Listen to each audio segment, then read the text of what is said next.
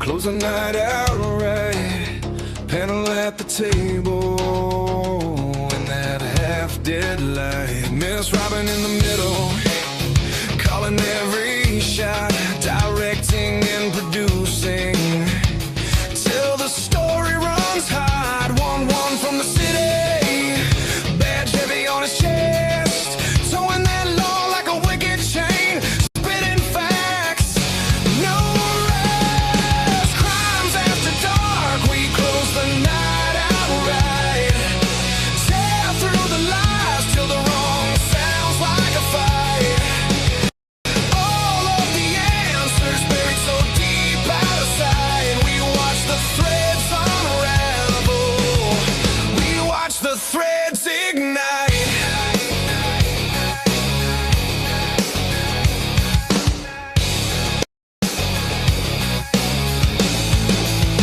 JJ in the corner, state of the deep in his head. Which lies to toss and which ones to keep instead? Dago from the cafe says forget about it, leans back, spins his thoughts like a blade cutting holes in the track. Lee at the front, head advocate, steady stare, every word like a warning, every silence a dare. All of them leaning in, clock crawling,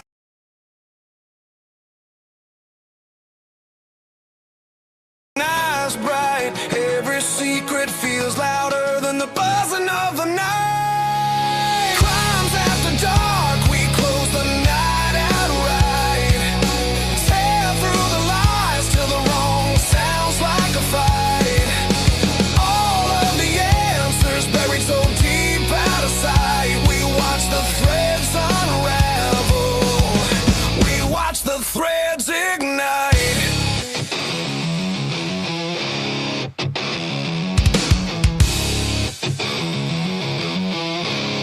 You can bury it in paper, you can lock it in a file, but the truth bleeds through, drip by drip, tile by tile. We're dragging it to daylight, name by name, line by line. If you wrote it in the shadows, we'll read it out this time. Yeah.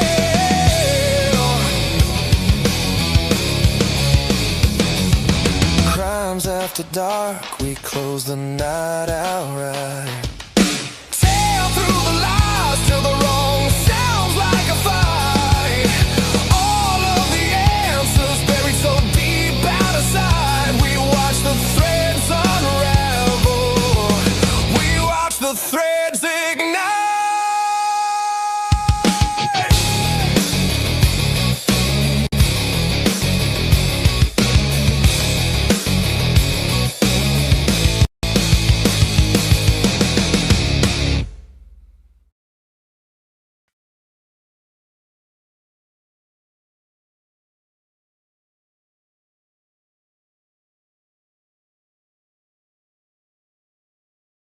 Evening. Hello out there, everyone. I hope you're all having a wonderful evening. Welcome to another Crimes After Dark with Devil's Advocates. And we have a great panel for you this evening. We have myself, we have Dago from TruCrime Cafe. If Amanda or somebody could put the link to his channel in the chat, you guys can make sure and go over and show his channel some love. And shout out to all his mods and everybody over there, everybody over in the sauce. And we also, of course, have Sir 1-1, our resident captain, and we have JJ from State of the Deep. So make sure you put the link to his channel as well. Go over and show JJ's channel some love. And we have a great show lined up for you tonight. We're going to be going over the new documents in the WSU lawsuit that came out. We're doing it live. We've gone over them somewhat, but we're going to delve into them here. And like the title of this video said, more fuckery is afoot. So we're going to get into it all. But it's good to see everybody. Let me go ahead and I will bring everyone up. I'm keeping the boss's seat warm. We're hoping he's going to pop in at some point. I know he was the cell phone hell thing still continues. So, but anyhow, I'm going to go ahead and start bringing everybody up. There's Sir Dego. How are you tonight, sir? Good evening. I'm doing wonderful. Thank you. I hope you are as well. It's great to be here. Yeah, yeah, great to have you here as always. We've been missing you. So, Missed you guys yeah, too, for sure. yeah, Busy, weird yeah. week. Every time there's Oh, a I know. holiday, I get all screwed up. I was telling Lee on the phone the other day, I'm like, um, I swear to God today was Sunday on Monday, and I'm like, Yeah, what the hell? It didn't matter anyway. My I entire get it. family was here until about 9 o'clock that night. So I was floored either way. Yeah, But yeah, yeah. truly and honestly. Yep, But yep. I know what you yeah, mean. that's So, why I wasn't here Monday, and I missed you guys, so here I am, and it's great to yep. be back. Yay! Yay! Yay! All right, and here is one. How are you tonight? Good evening. Oh How no. are you guys? How is everyone? Here we go again. Yes. Oh no. And Good night, mayhem. we've got JJ. How are you tonight? What's up, everybody? How What's up, you brother? guys doing? Good to Denizens, see you. meatballs, mods. How's it going? Good to see you. Yes, sir. Good Yeah, to yeah, see you you. too. I love seeing all these names in the chat that are peeps that are here. And so thank you so much for showing up tonight for us. Yeah, did you swallow pain one? Baby Pain, Baby Pain. Boy. It Oh, that's makes me too funny. gag. Yeah, right. Oh God. All right. Well, let's go ahead. I believe you have a monologue for us tonight, one. I do. As I always. do. All right. Special We are one. ready. So, Okay. as our great leader for tonight said that we're gonna be doing kind of sort of live. I didn't have time to like really like look at the document word for word, like every little thing. I kind of did like a little rough overview of it. Right. Um, Yep. so that will be kind of the topic for tonight, I guess. And my intro will address that. So and then we'll, I guess, dive into it like we always do. So Okay. Sounds all great. right. Is it good to be Take her away. alive in the den on a Always. Wednesday night? Yeah. Juliana, Jackson, my beautiful wife. Love you guys always. All right, here we go. There are some cases that do not end when the sentence is read. They do not end when the cameras turn away. They do not end when the headlines decide the public has heard enough. They do not end when the name of the killer is known. Some cases keep breathing quietly, legally, digitally, in filings, in subpoenas, in email chains, in screenshots, in records no one thought would matter until 4 young lives were gone. On November 13th, 2022, 4 University of Idaho students, Madison Mogan, Kaylee Gonzalez, Xana Knodel, and Ethan Chapin, were murdered in Moscow, Idaho. 4 names, 4 families, 4 futures stolen before they had the chance to become anything more than possibility. The criminal case answered one question: who? But now, in a federal civil case, another question begins to move through the dark. Who knew what? The defendant is Washington State University. The man at the center of the horror, Brian Koberger, was not a stranger to an academic system. He was a graduate student, a teaching assistant, a man studying criminal justice and criminology, while, according to civil filings, warning signs may have been gathering around him like storm clouds no one wanted to name. The families are not just asking what happened inside a house on King Road.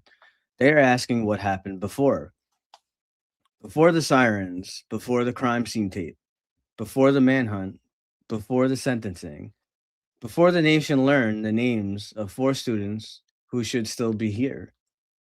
The court documents open a different door, and behind that door are words that sound clinical until you understand what they mean. Threat assessment, student conduct, pre-employment screening, stalking, harassment, security escorts, reports and complaints, police records, internal communications, faculty knowledge, staff knowledge, administrative response. These are not the words of a ghost story. They are the vocabulary of institutional responsibility. The plaintiffs allege that Koberger engaged in a pattern of threatening, stalking, and predatory behavior that the Washington State University knew or should have known enough to act. WSU denies liability. The civil claims still have to be proven, and in a court of law, allegations are not verdicts. But here on Devil's Advocates, we do not stop at the easy version of a story. We go where the paper trail leads. And this paper trail is not clean. It stretches from a graduate program to a police department, from campus housing to threat assessment protocols, from employment records to digital messages, from the question of what was seen to the question of what was ignored. The electronic discovery order reads, at first, like the dry machinery of litigation. Custodians, data sources, search terms, metadata, hit reports, mobile devices, screenshots, text messages, audio files, video files, deleted indicators, conversation IDs. But in a modern case, that is where the living record hides, not just in what people say they remember, but in what their phones preserved, what their inboxes carried, what their calendars showed, what their group chats captured, what their systems logged before anyone understood the stakes. And the order contains a sentence every true crime audience should understand. Known responsive documents must be produced. Even if they do not show up in the search, even if they sit outside the usual folders, even if they are not convenient. In other words, if someone knows it exists, they cannot pretend the algorithm did not find it. Then there is the protective order, and this is where the story demands restraint, because some things are not evidence for public consumption. Some things are not content. Some things are not for thumbnails, speculation, or morbid curiosity. The documents acknowledge graphical material, photographs, video, medical records, autopsy records, crime scene material, the kinds of records the victims' families have fought to keep from being dragged into the public square. So let this be clear. This episode is not here to exploit the worst images of the worst day of these families' lives. We're not here to turn grief into spectacle. We're here because the documents point toward a harder question. When a system says it has tools to assess threats, what happens when the threat is inside the system? When people report fear, discomfort, stalking, harassment, or predatory behavior, who decides whether it is serious? Who writes it down? Who forwards the email? Who closes the file? Who says we handled it? And who pays the price if they are wrong? The Idaho 4 case has always had a darkness at its center, but the civil case pulls the darkness outward, away from the crime scene, away from one killer, toward the rooms where decisions were made before anyone knew the cost. It asked whether there were signals in the noise, whether there were warnings beneath the routine, whether the institutions built to protect students saw danger approaching or saw it and looked away. And maybe the most haunting part is this. The families are not asking these questions in theory. They are asking them with discovery deadlines, with subpoenas, with witness lists, with protective orders, with metadata, with nearly 90 potential fact witnesses, with every preserved message, every recorded complaint, every policy, every procedure, every decision point now becoming part of the record. This is the case after the case. the one that does not ask only what Brian Kohlberger did, but what others knew, what they had, what they missed, what they minimized, and whether 4 students walked unknowingly through the shadow of failures that began long before the night America remembers. Tonight, we open the filings. We separate allegation from evidence, evidence from rumor, and rumor from grief, and grief from the thing that grief so often demands, accountability. This is not about easy answers. This is not about clean villains and clean heroes. This is about systems, silence, warnings, liability, and the uncomfortable space between what is legally provable and what may be morally impossible to ignore. Welcome to Devil's Advocates. And with that, live from New York, it's Wednesday night. Okay, thank you very much. Appreciate that. As always, your intros, love those. So, I do want to start off real quick here. KS Jessenart was already giving out memberships here. Oh, So I wow. wanted to thank them for doing that. They gave 5 memberships. So for all you who were able to get a new membership, let's there's all kinds of stuff out there for you to watch on the so I hope you'll take advantage of that. And for $2.99 a month, there's all kinds of uh, great, exclusive footage and stuff like that. So, okay. Yeah. So, which document do you want to start off with here? Just Um, pick one of the 3 and go in. I mean, what I'll okay. say All right. while you're pulling it up, I would just say Yeah. real quick, just a real brief overview. But I don't know if JJ or Dago really like had time to look at it much. I know we're gonna look at them now. My brief overview of it, like you'll see, there's like half of the documents, a big part of it, as I stated in the intro, is all about keeping everything private. Like there's a whole Right. big thing we're gonna get to. You're gonna see that they are all about handing over discovery, but it's all about keeping it like private from the public. Which is, it's like Yeah. I have again, I have no I don't need to see bloody bodies and all that. I don't need to see No. it. No. I do think that the autopsy, the bodies, I do think that they should be available. Maybe in Idaho, or if someone wants to do research, they should be made available. It would help get rid of, I don't want to say nonsense, because we don't have the autopsy. Were body parts cut off? Did this happen? Did that happen? Like, just it. Well, at the They very don't want to least, be. they should at least send us those diagrams. One Yeah. that's like a stick figure that Right. shows The this. diagram, at least, That's it. right. So I don't care about the bloody photographs. That you can keep them. I don't need to see them. Agreed. But all the other stuff, we should be able to see. I mean, it's enough of this nonsense already. Enough. Fully agree. Because how do we know, folks? How do we know? How do we have like an absolute fact of the way this case has been, that what they're telling us is even remotely true? We don't. Okay. Exactly. We We don't. have no idea. And like, I know And- JJ Nope. can back this up too, because he has said this before.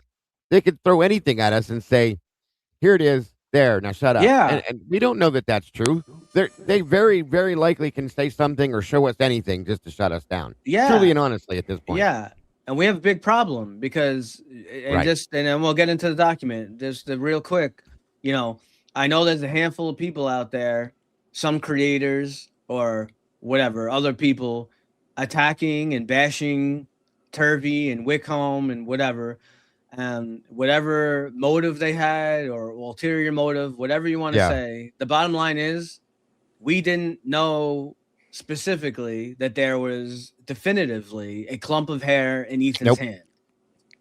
So you could say whatever you want about Turvey. You could attack him. He was doing this. He was meant to do this. He's meant to do that. The bottom line is, why didn't the state test it? Okay, Right.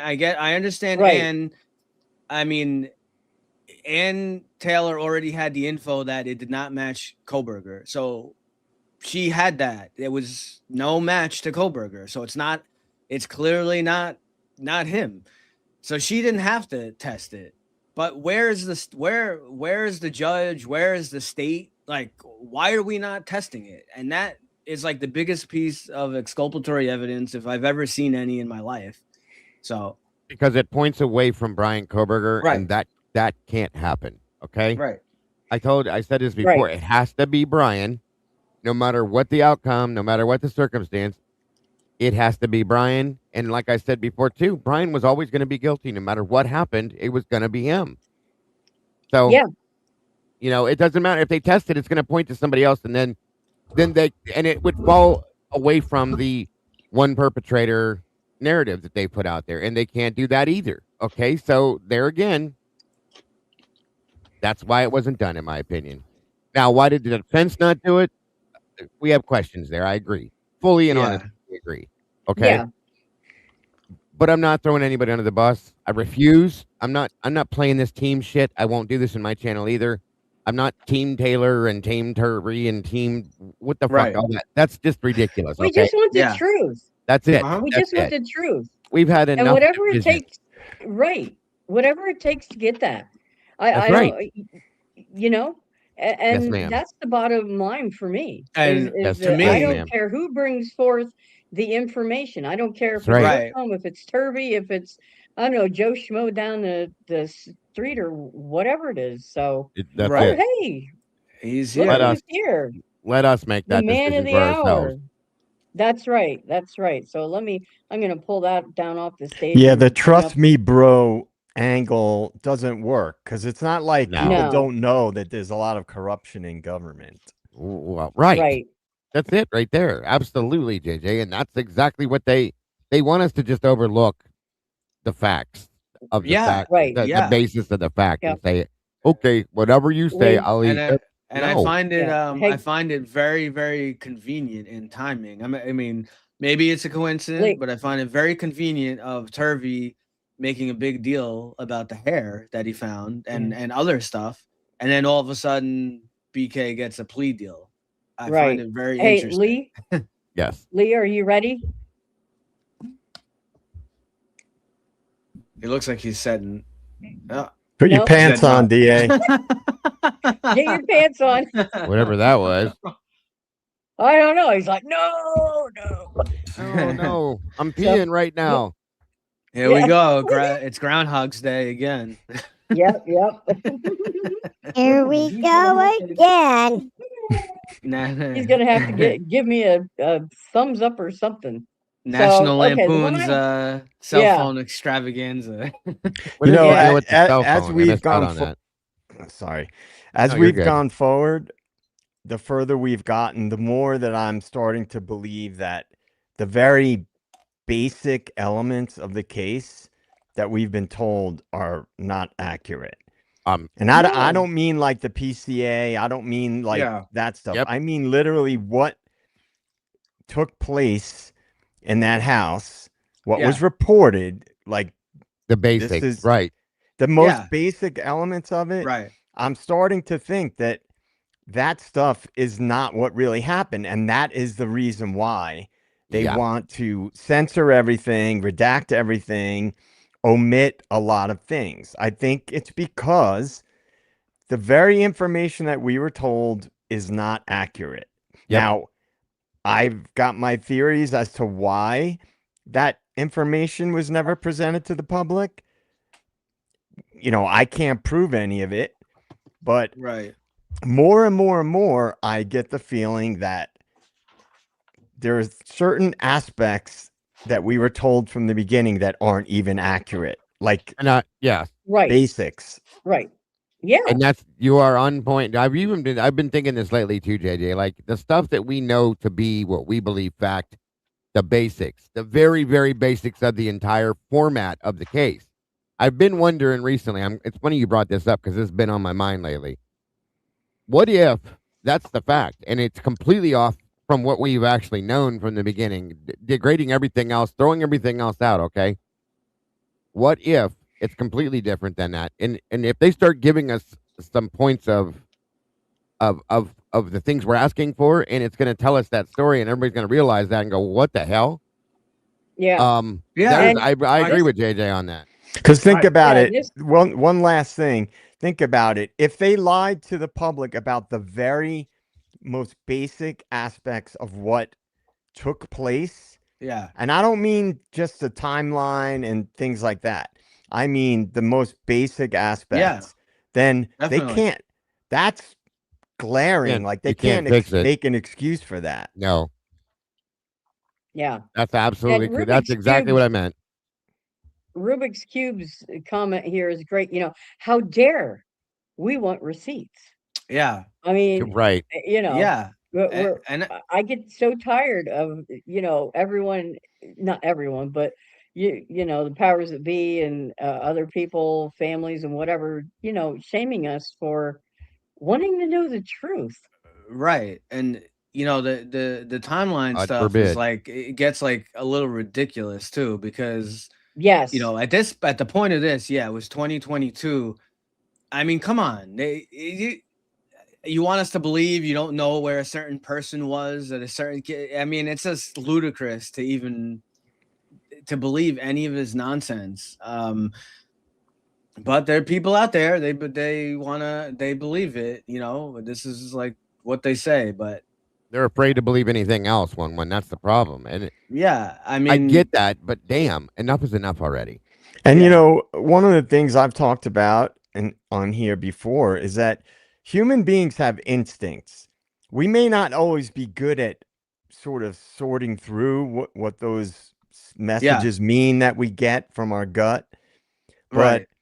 I believe that people know, and they have known for a long time, a large percentage of people, or a good percentage of people, that something is off. We're not being told the truth. And Right. Right.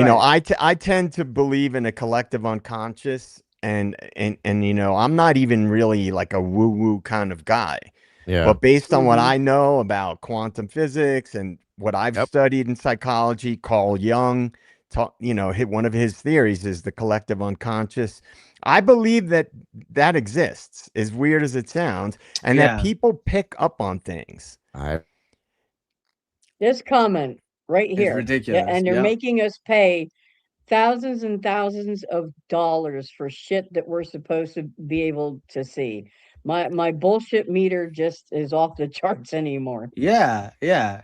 I mean, look, in any case that you have, I could tell you, you don't have everything is not always like cut and dry. Okay. You get like certain things get a little messy, a little bit, with certain details. It's never like, oh, we got this, like exactly. But you look at any case that comes up, anything that comes up, the first thing that they do is they go to cell phone data immediately. Again, Right. that's not proof of life, but if they have kind of like the proof that someone was alive, like they kind of know, okay, this person was going to a party and was with these people, they go right to the phone data immediately, and they're able to track. Yeah. Oh, well, now we know that this person was at this party with with Exactly. these people. Let's interview. Why are we not getting this info? Like, Great question, sir. I mean, no, they're trying to hide it. I get it, but it's like it's so obvious that they're trying at all costs. Like, oh, we couldn't extract Kaylee's phone. We couldn't get into it. It's like, stop. Well, the worst part of Oh. it, one is that they think we Um, believe that. That's the Yeah. worst part.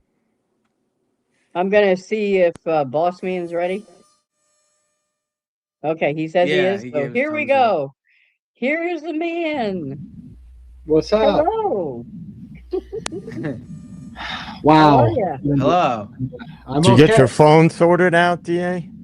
Dude, I'm gonna knife you in the back for even asking that question. Well, we need a follow up. You got to tell Is us. that bad? Jeez. Yeah, I did ask for a hand job at the store. They turned me down on that. I said, "Can I get Oh, something?" damn. I hate when they do that. This is bad. Oh my God. Oh See, and my the gosh. internet service is horrible. So I don't even know if I can do this. I'm literally doing this in a closet.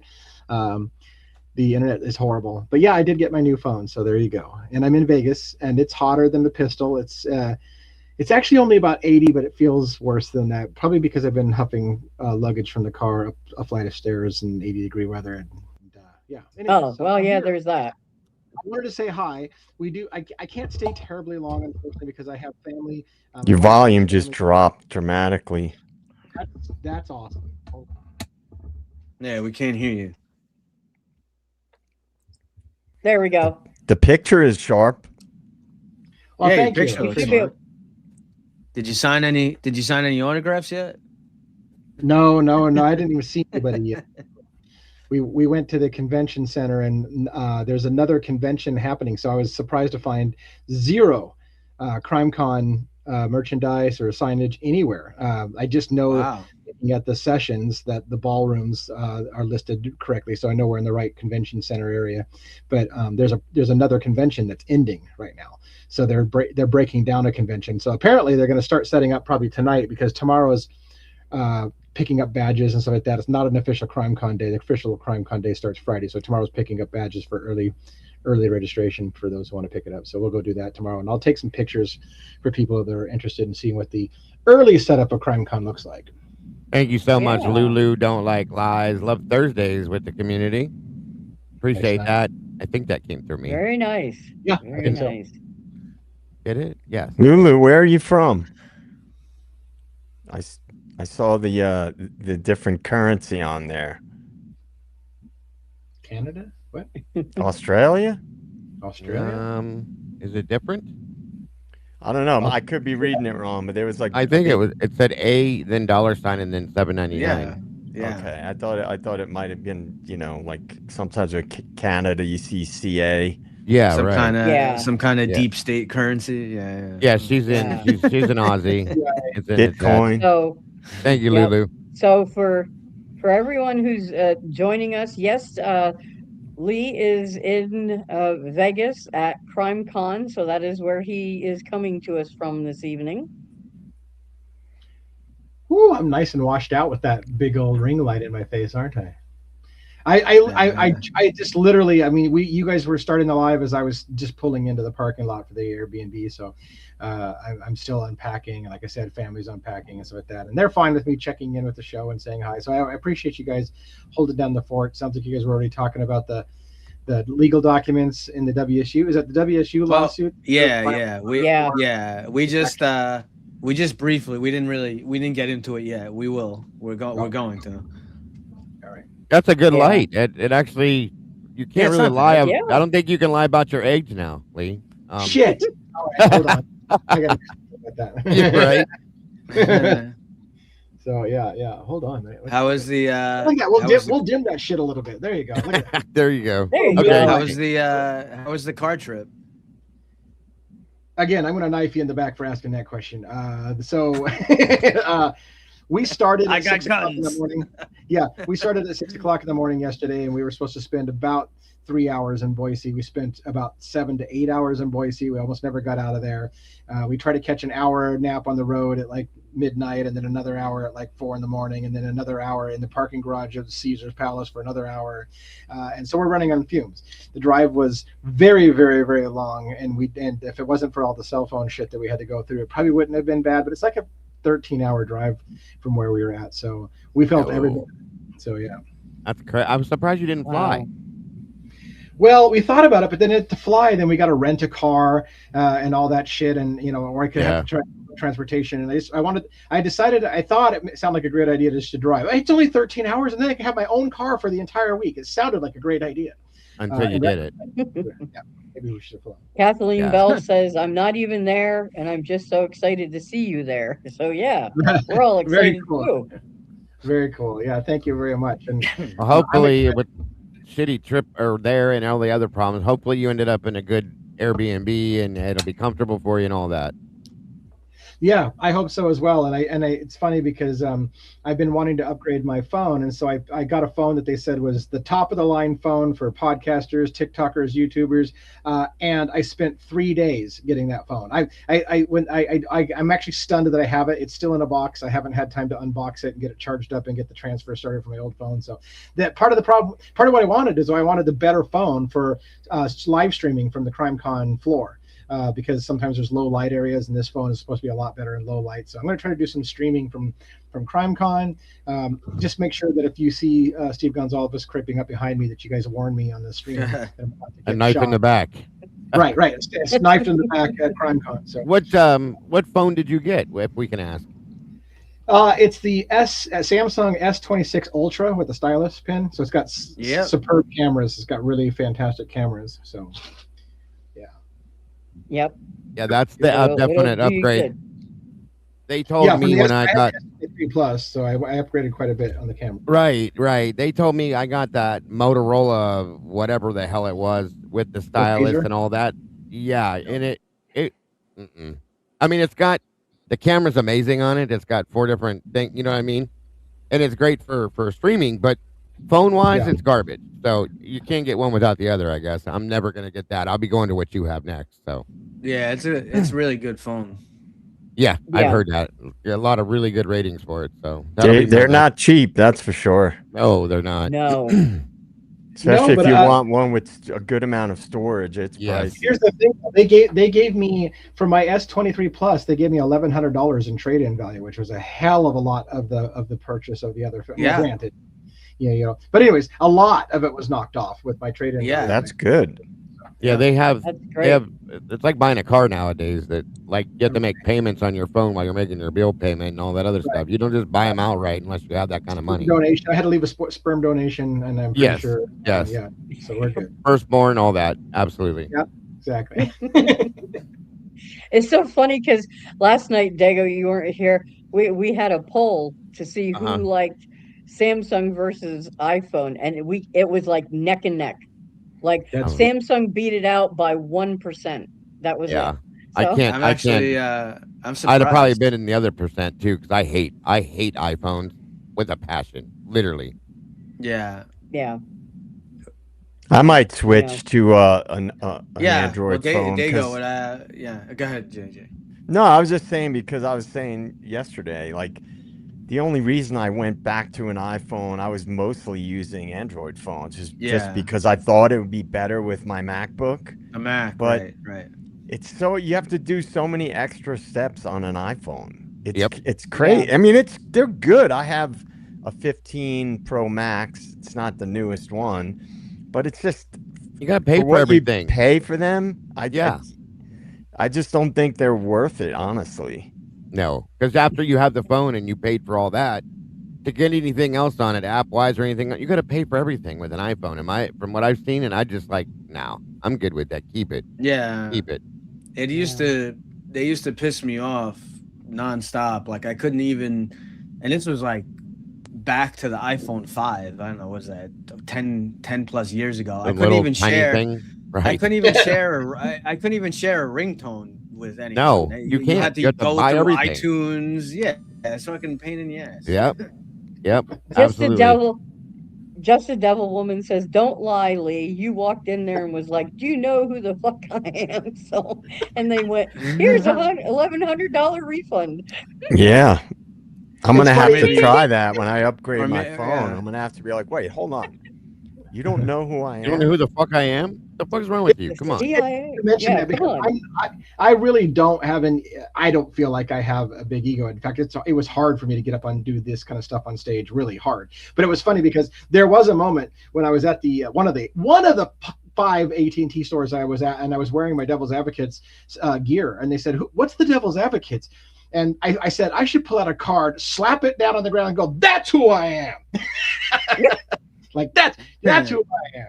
Like, no, but anyway, I did pass out my card, by the way, and they were excited to watch the show. And it was kind of funny because I think I told the story last night, but I was in Boise, Idaho, and we started talking about Kohberger's case, and he was afraid to tell me that he's not sure Kohberger is the guy that did it. And I'm like, well, then you should watch my show because you'll enjoy it. He's like, really? So he thought it was like all a dirty secret. Like, I'm not sure he did it. Like, yeah, a lot of us aren't sure he did it. So anyways. Yeah. I didn't know Yeah. you had cards. You have like business cards for this? That's I have awesome. business cards. Yeah, and in fact, I printed so many of them. I'll never give them out in my entire lifetime. But my wife keeps telling me you need to get more like bold, and so I do have to practice. When someone says, "What do you do? What do you do YouTube?" I'm like, "Yeah, here, let me give you a card." So I've been handing out my card more often now lately, especially at CrimeCon, right? Because at CrimeCon, people are like, "What's that? Here's a card. What's that? Here's a card." There you go. Yeah. You go. Tara Thank you. became Yes, a thank member you. for you, Dago. I see that, Tara. Welcome Yeah. to the source. Forget about it. It's great to have you And in the then, source, Miss Tara. And she dropped And 5 then new she donated. memberships. Yeah, excellent. Yeah. Looks like Colleen Gomillion, Just Lurkin, Jameson Justice, Annette Pendergrass, and Kat Lynn. Welcome to the source. Great to have you here. And thank you again, Tara. So very generous, and we appreciate you so much. By the way, Yeah, Kathleen that's Bell great. said she likes her Android flip. So my wife did get a new flip, by the way, and that was half of the reason why it took us so long to get what we wanted, because everyone had the S26 Ultra in stock. What they didn't have is the terabyte version. No place carries the terabyte version. I didn't get a terabyte. I ended up getting 512s because I was just like, screw it. And hardly anybody carried the 512, but they carried the 256 gigabyte. But anyways, Rhonda asked, hey, so can I get the latest flip, which at the moment is the 7, although I think the 8's coming out. And because it's coming out, nobody has the flip. We've called so many stores trying to find the Android, or the Samsung flip for her. She did get her new flip 7, so she's pretty excited as well. That's good. Yeah, the flips are a good phone too. I really like them. I like that they fold up so small. Yeah. It's the compact. Yeah. That's the only thing I don't like about those, because I'm afraid I'd lose it. That's me. You know what I mean? Yeah. Yeah. Fold it up and drop it somewhere. I'd be like, But you won't you won't go wrong with the Samsung, the 26 Ultra is great with camera and video and all that. The camera on that, I think one of my son's friends has that one. The camera is absolutely amazing. Literally amazing. It's like I've never even seen anything like it. It's crazy. I thought the camera on this thing was insane. I was like, I got the best camera in the world. Yeah. No. It even has a setting on it. I don't know what it's called. Like, Lee, you probably would know. So, like, when you're walking with the phone, if you want to record, there's a setting that you can set so that it keeps like the horizon even. So stabilized. Everything doesn't bounce around. It's pretty cool. Stabilization. It's awesome. The AI on the phones are getting better and better, and the stabilization kind of stuff is going to be definitely. Amazing as well. Yeah. You should be able to do some great videos, and that's the best place to test it out at there. So. Yeah, I mean, I'm not sure how they feel about it. I mean, obviously you can't really record while you're in session. They don't want you recording on stage, but you can walk around the floor in the merch store and record that. So yeah, I've seen a lot of different videos, like I said, where there's people walking and talking, meeting up with people. Video. I mean, it'd be a good way to do that at least. It should show everything that you want to see. So yeah. Yep. So we're pretty excited about that. I can't really tell you much more other than, like I said, we're just kind of gonna get settled in here tonight at the Airbnb, and unfortunately I can't stay too long because the family is here and stuff like that. But we're gonna have dinner in a little bit, and we're gonna relax. And then tomorrow is the only thing on the agenda tomorrow, but I'll try to get some footage for people. And again, I'm posting footage, by the way, for members only. So you get that if you're paying for a member. I'll do it as shorts, YouTube shorts for members only. But also on the Discord channel, I have an event channel called CrimeCon 2026, and I've been trying to post any shorts that will allow me to post there, because Discord has a limit on how big of files you can post. So I'm trying to post both to the Discord CrimeCon 2020 or 2026, and as well as the stuff. And Lana, I don't think is coming. Lana said she was excited about joining us. She actually almost rented a room of my Airbnb. I told her it was dirt cheap and she can have it. And I realized it's probably weird because she doesn't even know me. But she was actually, I think she was seriously considering it. She was working on it. But I think that the logistics fell through. I might meet AR Hayes. I don't know. He told me a couple times that he'd be down here. Although like I said, I'm not sure AR Hayes really wants to talk to me anymore. Oh my God. Negative things about my channel, so I don't know that he really wants to meet anymore. But if he does, I'm all for it. I have no beef with him. So anyways, yeah. People are different in person sometimes than they are here. So for sure, yeah. So I don't hold any grudges against people about that kind of stuff too. So right, absolutely. Well, hopefully you have a good trip. I did want to do I did want to do a quick shout out to I can't speak. Senior Senor. Wazowski. I don't know if he's in the chat or not, but he did a pretty. I didn't stay in the whole time, but he did a pretty good live. I guess earlier where Oh he yeah, went good back and he show. was kind of going over some of BK's papers and stuff that he had Right. written, and some of them were like just a month before the crime, the homicides happened, and it's really some real interesting stuff. You go just going through it and seeing some of the stuff that he was talking about. He had a whole thing where a whole section where he was talking about people who plead guilty and are Give not. me give me one moment. I'm going to be back. Sure. It got real quiet out in the other room, so either everybody just left me and I have the rest of the show to join you, or they're here and they're all being super quiet, waiting for me to get done. So let me go find out what the hell's going on. I'll be right back.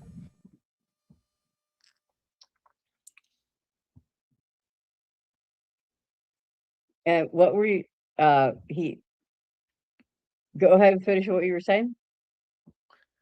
Oh, I was just saying so I mean one of the articles that he wrote, Robin and I covered, I think all the way back in January, I believe, on a Sunday, where BK was basically talking about certain things that um, law enforcement needs to be like, have high end technology training, and then he was also Oh yeah, doing a lot of research about. He said there's not really a lot of information out there about burglaries. Like there's a lot of stuff on sex crimes, all kinds of studies and numbers, and you can, there's all kinds of you know, crime, crime experts and psychologists and this and that talk about why people commit sex crimes, but there's not really yeah, an enormous amount on burglary. So it's interesting. right.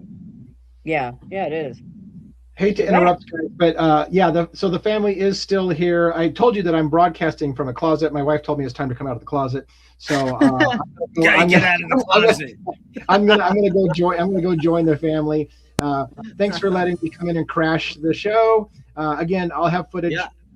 from CrimeCon. I'll try to show you guys images of what it looks like as they're setting up and what the pre-registration. And by the way, having been like with JJ last year, like when at CrimeCon, that first day, oftentimes that's when you see people like Vinnie Politan from Court TV and Sweats having just got off the plane or whatever and checking in to grab his badge. But it's like a weird environment. You might see a lot of TV personalities kind of walking in, having just got there and just really checking in to grab early stuff. So it's a pretty cool environment, real laid back. Maybe I'll get punched in the mouth my first night on the show. So I'll let you guys know how tomorrow's going. Thanks for letting me crash the show and have a great one, guys. Good luck, dude. Take See ya. care. Say Be hi to careful. Rhonda for us. All right, bye-bye. Yeah.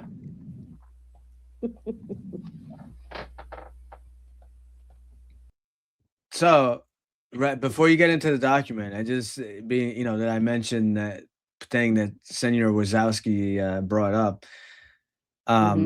We've spoken about it before, but just like bringing it back, I was just curious, like what JJ Dago and Robin, like what, and in the chat, like, what you guys think? Do you find? I know we know what he was going for in his degree, right? So PhD Yeah, and right. this stuff, but do you find it like really strange, or I don't believe in many things that are coincidences.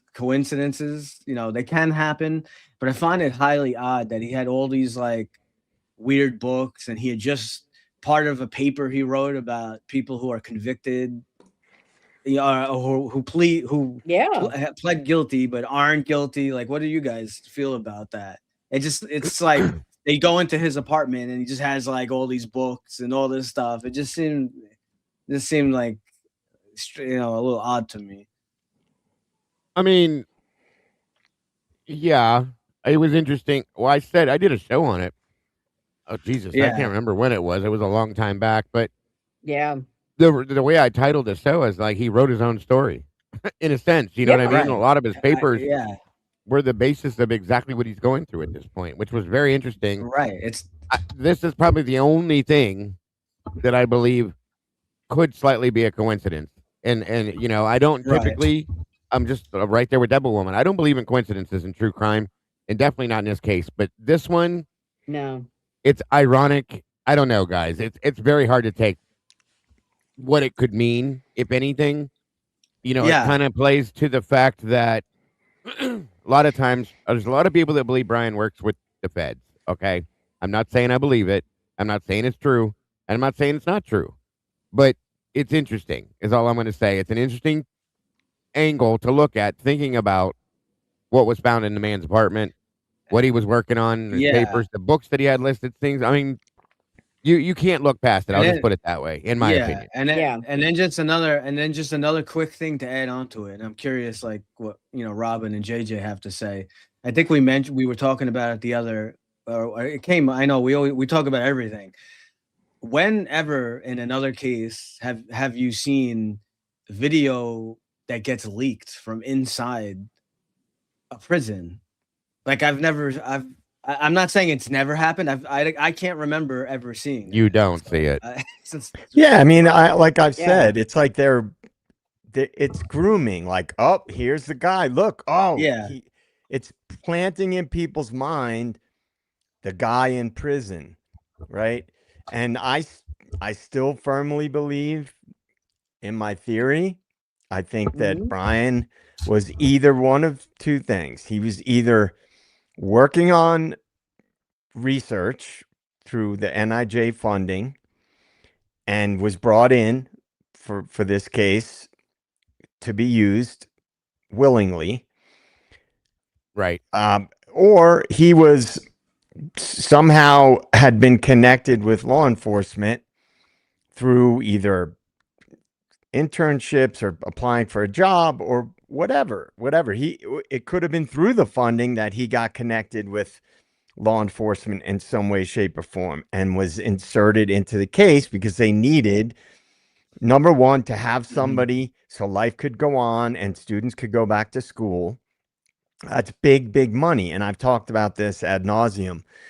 When you have a university, even one that's not huge, like University of Idaho, there's a lot of money involved because not just the tuition, but what the money made off of student loans, Right. that's Right. connected to banking, right? Because who basically does the lending? You may have a loan servicer, right? But that is not who the money is coming from. That's just Right. who services your loan. So though all those different loan servicers, I know I still have student loans. I went to college. Yeah. That's not the bank that supplied the money. That comes from banks that invest in student loans, right? And they get a return. There's a lot of money on the line. You get the point that I'm making. They wanted to have this somebody to present to the public. And as I always say, when big money's involved, it's connected to big power. And I think Koberger was brought in, and I don't think he was framed. I know all about framings that happen. We all know about that. But in this case, there's too many other things that point to an operation. So whether we can confirm that there was a CI or more than one CI in that house or not, there were other things going on in that area. And so the leak, the car getting pulled over twice, right? Oh, look at this guy. Here's the white Elantra. Here's the guy, right? It's all a little too convenient, in my opinion. Agreed. Just like one brought up too. How often do you see photographs of a convicted murderer in prison as soon as he goes to prison? Now, and again, I'm not saying it's what it means, okay? But to me, it was kind of, and the fact that the person that did it, it was put out there that they resigned, so there'll be no consequences. Miss me with that bullshit, okay? Miss me. That's ignorant. So at that point, you know, is it something that was done just to say, here he is, he's in prison, Yeah. see him, See him here? He's in prison. I mean, that's what it fucking looks like. I'm sorry, but it does. Okay. I'm Yeah. not saying I believe it, and I'm saying that that's the be all end all. But it. Come on, guys. This shit is so weird. Okay. Yeah. There's so many And things that have happened that make zero sense. yeah. And this comment Pamela from Smith, I Pamela Smith, agree. yes, we keep trying to make sense, Right. but it never will until we forget the original narrative. And that is Exactly. so true, Yep. because there's a lot of things, as we all know, right from the get-go, Yep. that didn't ring true with this case, that made absolutely no sense and defied logic. So, Yeah. I mean, at It's like this you have to point, forget everything. that's what I'm saying. At this point, going back to what JJ said early on, like when he first got here in the beginning of the show, it makes you wonder: do we even know the basics of the damn case at this point for real? It makes me question it, guys. I mean, God damn it, JJ, get out of my head. You're constantly. I got thoughts you said last time I was here with you that are still stuck there. About That's the my whole job. There you go. the damn CIA bullshit. They got stop working. We're not working right now. Come on. Anyway, I mean, I've been on the kick. I've been telling people like what JJ said the other day about how do we know? Because I brought up we were talking about the whistleblowers, and this is a huge point, folks. Think about this for a minute, okay? Sorry, I talk with my hands. That's the Italian in me. But anyway, um, if these whistleblowers come forward, okay, and they come out and give us the truth, are you gonna believe it right out of the gate? No. Probably not.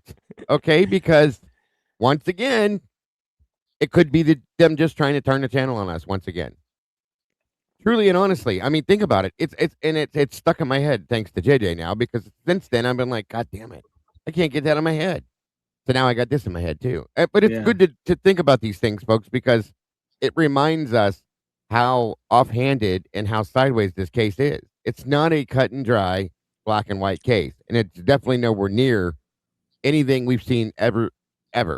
Period. Yeah, So and Yeah. like I had to, dude, I'm with you 100%. Like I said, fairly recently, if I had a chance to interview Turvey, I would say I would start out with the most basic questions. I would say, absolutely. you know, if you can answer these questions, how many bodies were there?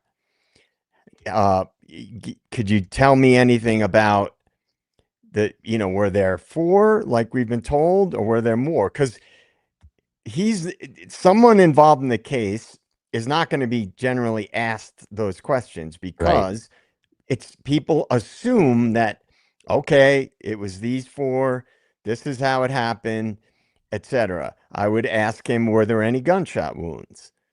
Right? The most basic elements. Now, they may not answer, but you can tell a lot by how someone responds. The way they respond to those basic questions, if they're avoiding the question, or if they don't want to tell you, or if they think you're crazy for asking simple questions like that. Not simple, basic.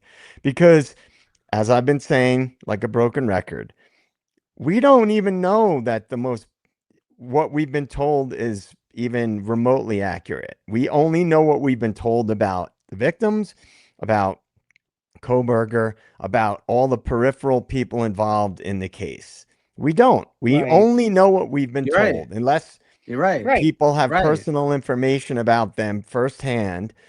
We only know what we've been told. Yeah, I mean, think about the very, very beginning. I mean, it's hard to think because now of all the lying and changing, that manipulation that we know of. But in the very, very beginning, they said, "Oh, they were all killed in their sleep." Yeah. Right. I mean, which was not true. That they never woke up. I mean, who doesn't wake up if they're stabbed? I mean, I would wake up to somebody jab me with a pin, let alone supposedly a K-bar. Well, they had defensive wounds too, Robin. Like, so there's no way that they slept through it. Period. No. Another thing, Ethan didn't have that high of a blood alcohol content, and he had a higher level of methamphetamine in his system. Right. Xana had a higher, I believe, if I'm correct, a higher she did blood alcohol content, and then Maddie had the highest. It was very high. But Ethan did not. Right. So And then I draw back to the statement by Nunez when he first arrived. And then about a potential, taking his own life, right? And Yeah, then yeah. the question that came through, I think it was Payne, that said, "Is there any evidence of a self-inflicted gunshot wound?" Right? That was I believe, on a Yeah. body cam. Like he called somebody at the scene, or it was either Payne or Fry, but I know I saw that. I believe I saw that footage. I Right. heard it. I don't know if it was Yeah. Jules or Birdie. It was somebody recently had that up. So that will always bring my mind to go, well, what did he see? And I understand people will say, well, he just got there, whatever. But there had to be something Yeah. that made him think to say that. Whether he just got there or not, that's not the excuse. Because here's something I'm going to back that with, JJ. That's a good point you brought up there, too, because Officer Nunez was a volunteer firefighter EMT before he had become a police officer with Moscow PD. He was on the police force for, I think, for 2 years. Okay. Walking into, and he was he was there for quite a while with the fire department, EMS, and all that. Walking in, I don't care if he just got there or not, walking into a situation that he saw. I wasn't there to see it, but I'm going to tell you right now, to immediately make that statement the way he did see something. He Right. saw something that Yeah. it was not been described to us. He saw something that nobody else has seen or heard about Mhm. in any reports or anything else. The next thing that was stated came from Warner standing right next to him and said, what got you to that point? Right. Meaning, what made you say that? Okay. And his answer And then he was, never answers. well, his answer was, all the blood. That's not an Yeah. answer. That is not an No, answer. For somebody with a that's what I medical mean. background, not at all. No. Yeah, and No. again, I'm not suggesting. Obviously, beyond that, we don't know. But then, why would somebody follow up and say, "Is there any evidence of a self-inflicted gunshot wound?" Right? That doesn't just come out of nowhere. There has to be a thought in somebody's mind that makes them think of that, to ask that Hmm. question. Especially with it being your first statement, JJ, when you open your eyes and see that. Yes, I agree. Yeah. Yeah. So to me, I mean, we have the flash of light that you see on both the Linda Lane footage and the 1112 footage, and there is a cracking sound that goes along with that Something, flash. yeah. Now people will say, "Oh, is the Sensi light that fell over?" Bullshit. I don't think a Sensi light would make a bright flash just like No. No. that. And No, a Sensi light wouldn't make that And bright of a flash. No. when she was asked, she described it as fire. Like it looked like fire. It was orange. Well, the only Yeah. thing I know that will do that in that setting is a firecracker or muzzle flash. I'm just saying. right, Okay. Yeah. and again, I have given my reasoning behind this in the past, and it has nothing to do with gun rack guy. All It right. has to do with the fact that a Gun few potential areas that I think about. One, it's a very gun friendly state. Of course. Right. I know this because I went there and I flew with my firearm, which I had never done before. I did it simply because we're going to be traveling all over the state. I don't know the state, so why not? If I can, why not? Yeah. And so then perhaps there's one potential thing. They didn't want any political heat coming down about a gun related crime, Sure. right? That was one thing I thought about. Another thing was Mm-hmm. that perhaps that would open up a whole other line of inquiry from the public Right. about just general information about what took place. And so for me, I just think that we've been lied to from day one. And people locking down the scene of the crime for 4 hours is very suspicious to me. because they can formulate a theory and basically just lie to the public. Now, Of course. I present this question to you guys and to everybody in the chat because I ask this question about every single theory that I think of and that I hear about. Why would they lie about it to the public? Because in my mind, there has to be a reason, right? You have to be able to Yeah. explain why they're not telling the public what really happened. If in fact some Right. other things took place that we were lied to about, there has to be a reason why they would lie.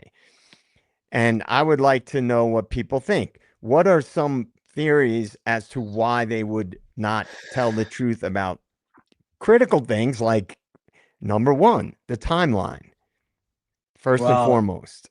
well, my answer to jump in People. there, one part of it, again, well, not making accusations because we need more info, and that's why we're trying to get the AVL data and all that. I do Right. believe that Rosenthal was at that house. Now, maybe it was just to meet or, a routine nightly check with the CI, or who the hell knows? Or It personal. doesn't necessarily, I know everyone is, it could be personal. I know everyone's like, oh, Kaylee was seeing Rosenthal. We don't know that we don't, it No, could we be, don't know that's that for We sure. don't possible. know I'm not that, saying right? that not saying it's No. not possible. It is. Right.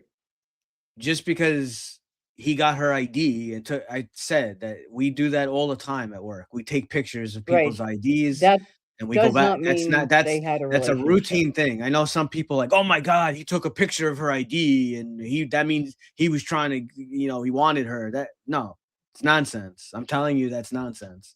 I think Rosenthal was there. I don't know what for. And they're definitely, maybe he had nothing to do with, he had nothing to do with the actual crime of what occurred, but they're trying to hide that he was there without a doubt. There's a cover up that involves that. So that's like kind of the problem. I think there's like multiple like cover ups here. Right. I It's like agree with multiple. that. Yeah. And I think it's another multiple. thing too, if think about this, if you have somebody that was there from law enforcement and there was a gunshot, right? Well, who carries guns? Law Yeah. enforcement carries You have to guns. explain that away then. Yeah. Yeah, and it's Yeah. just another thing that has to Yeah. be looked into. Agreed. And I think it also needs to be explained. Again, if we're to believe anything that's put out by, say, Molly or anybody else, when she claims that she sees who we believe to be Tesdale in his car circling by her, which most people do believe that at this point, okay? Many people do because of the information given to us. But that's the only person in the car at that time. They were Right. both together at the Banfield stop. They were both together doing the patrols. They were both together all night. Where the hell was Rosie at that point when nobody sees him in the car? Yeah. So at that Right. point, you Yeah. have to just kind of infer the fact that he was somewhere nearby. He didn't just take off and leave Tesdale by himself, Yeah. for the whole And I rest of the guarantee, period of time. Come on. yeah, I guarantee Yeah. you, if you got their cell phone data, you would be able to definitively prove this, but we're never going to get that. So the only thing we could try to get is the AVL data, which is what I believe that they were trying to do to hide the fact of who, because what Probably why we won't get it. I think Yeah. Tisdale dropped him off and he continued to patrol around. And then there would be some kind of phone call or a text. Okay, I'm ready, Yeah. come get me now, or I'm Yeah. ready, I'm done.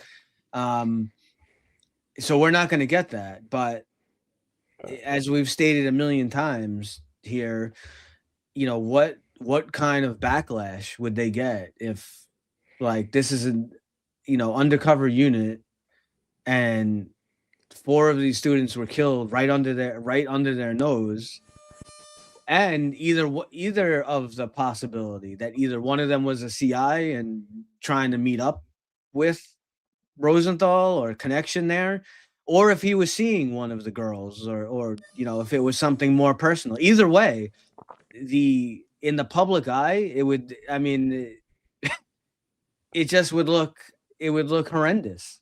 It would absolutely, it would be, Yeah. you know, they don't want, they don't, you know, they Definitely. definitely don't want that, you know. And then on top, of that, that then again goes to what JJ talks about, the big money, because it's all connected. Would you want to send your child to a school when you're like, oh, 4 homicides happened and the cops were right there? Like, what? What kind of safety? People always need to feel, they need to have a feeling of safety. And If you not to take away, mention, if you take Right. away that feeling of safety, there's a huge problem. A yeah, huge right, and problem. not to mention if that were to come out and it led back to something in relation to drugs or anything like that, that just puts icing on that cake. And again, another Yeah. reason to not send your kids there, for enrollment to drop, for money to stop flowing.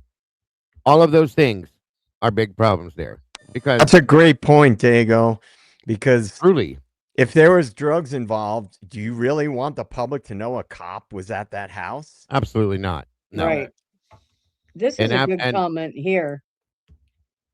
Law enforcement would not cover for cartel members or hold delinquent kids unless those kids were of Greek society, or they were covering for their own law enforcement. So yeah, they're not right. gonna, you know.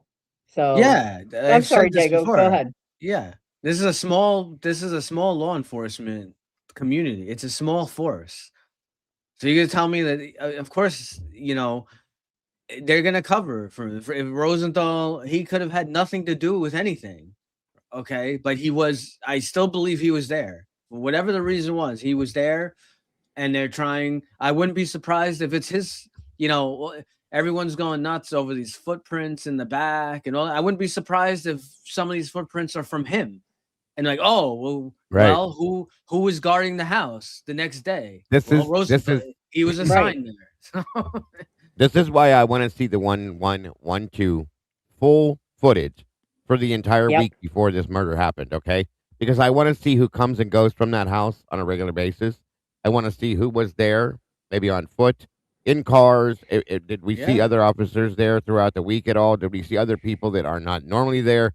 I think we should see that footage throughout. I'll sit and yeah, watch it. I don't give a shit. I'll watch it day in, day out for the entire week or maybe 2 weeks before to see what's going on in that house, around that right. house, before Right. this Patterns happened. of behavior. Patterns of Exactly. Patterns. behavior, Bingo. you Patterns know, of behavior Yep. is a big thing with this, folks, and if you think about it.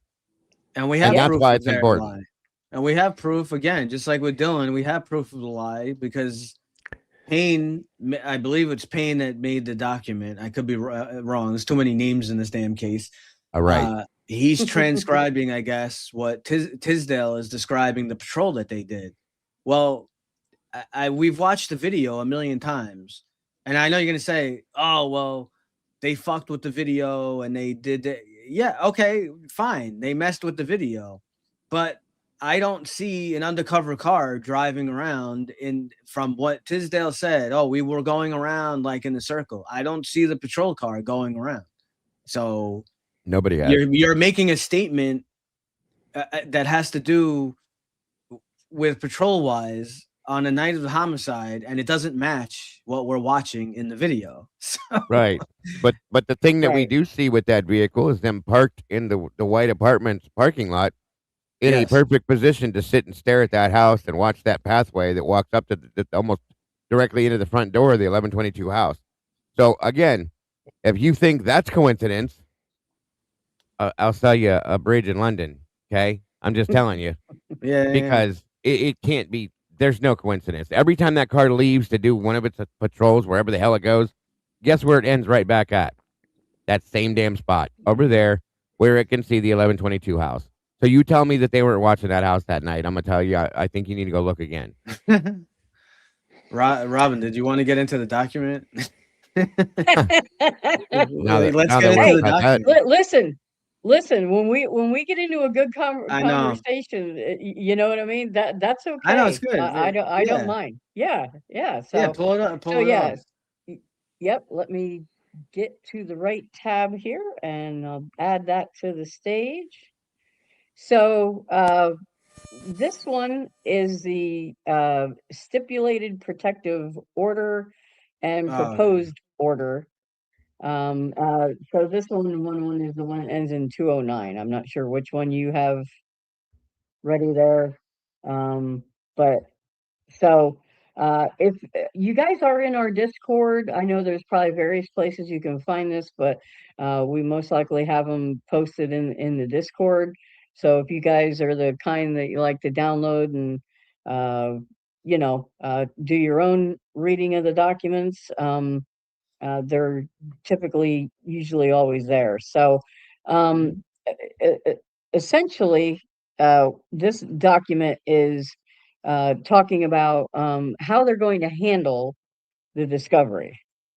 Um, so, um, meaning that they're not disclosing evidence at this point. They're going to talk about how they're going to do that.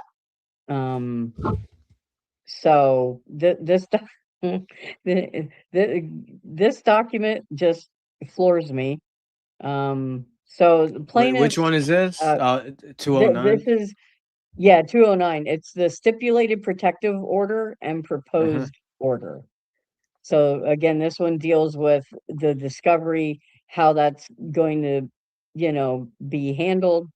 This is for the WSU lawsuit, of course, between, Steve Gonzalez and, he's of course representing the estate of Kaylee and WSU. So, um, so this is going to, um, the plaintiffs are seeking access to, a lot of sensitive materials, which would include, of course, crime scene photos and videos, autopsy reports, medical records, investigative reports, as well as witness identifying information.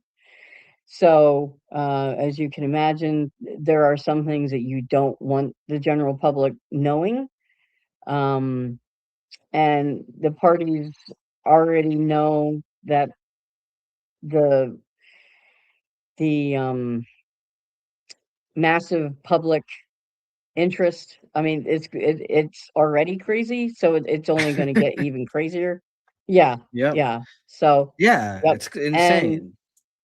yeah, and the families are aggressively protecting graphic materials, which again, to your point, one, we're not Yeah, after the right. autopsy photos, but there are other things that I feel, I think Dago was saying it earlier, like maybe some diagrams and the reports so that Yeah, we can read them for ourselves, you know? they've done it in every other case I've ever seen. They put out Right. the black and white stick figure diagram. It shows where the wounds are. It describes everything, but we can't have it in this case. Why is that? Yeah. Yeah. Tell I me mean, you why. see it Because all the time. absolutely every case I've ever seen. Okay, I've Yeah. never Ellen Greenberg. That's a horrible situation as well. Okay, she supposedly took her own life by stabbing herself in the back of the head 25 times. Whatever, but okay. We got those Yeah. autopsy documentation, that stick figure document in that case, and in many other cases, we can't get anything. And I've heard many a times it's because it's in Washington and they won't release. I don't care. Okay, Yeah, that's not a it good it it reason. it Yeah. doesn't make sense to me. That's Yeah. insane to Right. me. That's ridiculous. Yeah. But I wanna see because I have a feeling that if we were to see that document, if it exists, let me say that first. If that exists and we were to see it, I'm gonna tell you why we're not seeing it, because it doesn't match Mhm. what they've told us, period. Nope. Nope. Right. Not at all. Yeah, So of I course. doubt it. Yeah. That So is the so exact reason why, I bet.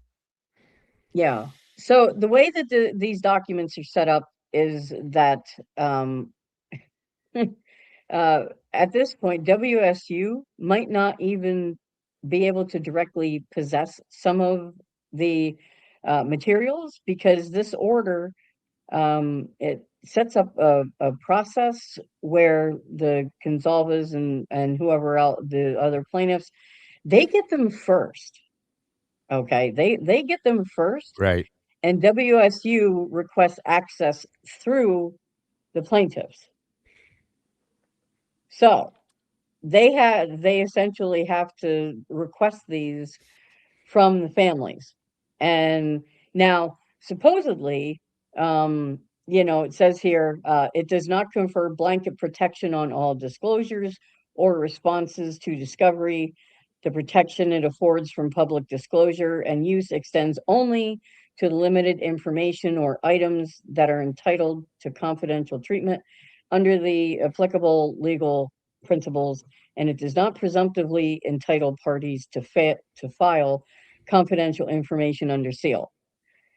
So it's not supposed to allow the plaintiffs to keep every single thing from the, from WSU, from the defendants.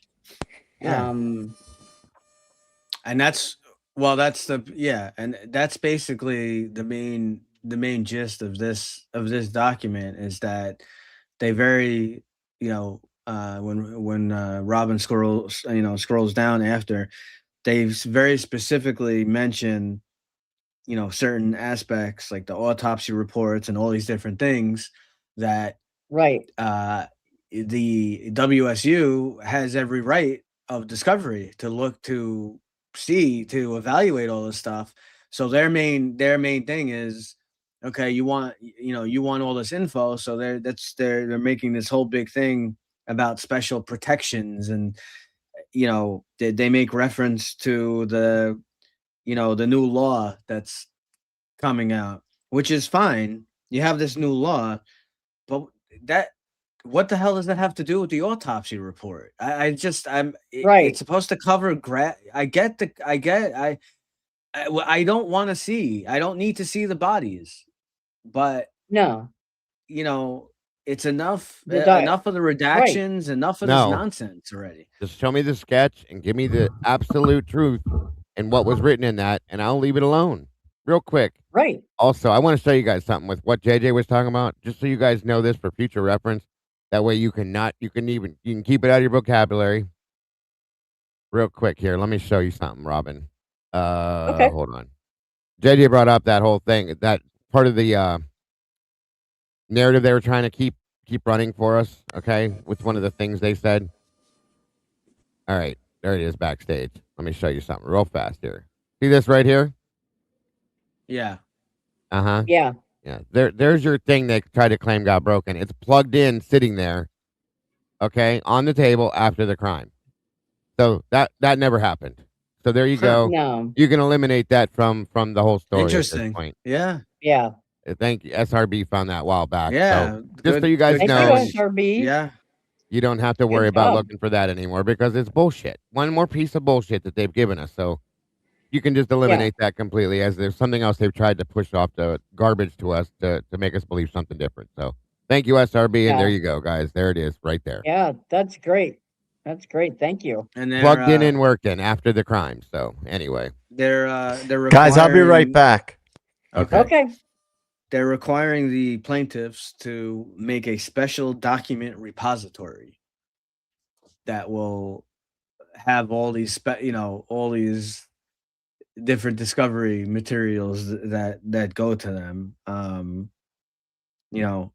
I just find it funny, like where was all this special document repository when it came to Brian Koberger, whether he's guilty or not, his rights were violated. of course. Right.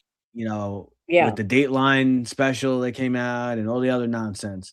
Where was the special repository in regards to him? Yeah, right. But now, Right. but now it's okay, right? So, Yeah. Yeah, I agree.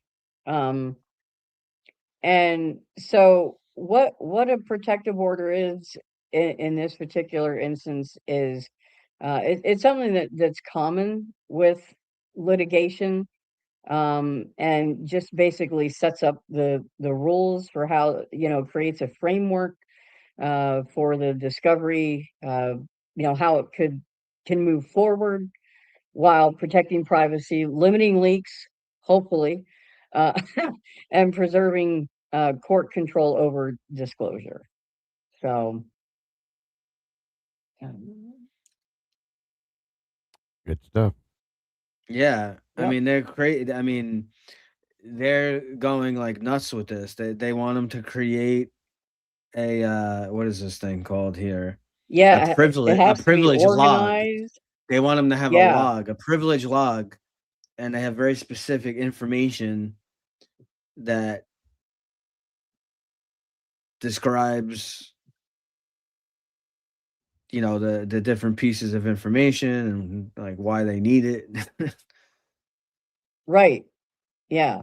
Um, Now I guess what counts as confidential, this is a really important section. It would be, again, their medical records, identifying information, graphic crime scene photos, and the autopsy coroner records, which is extremely targeted.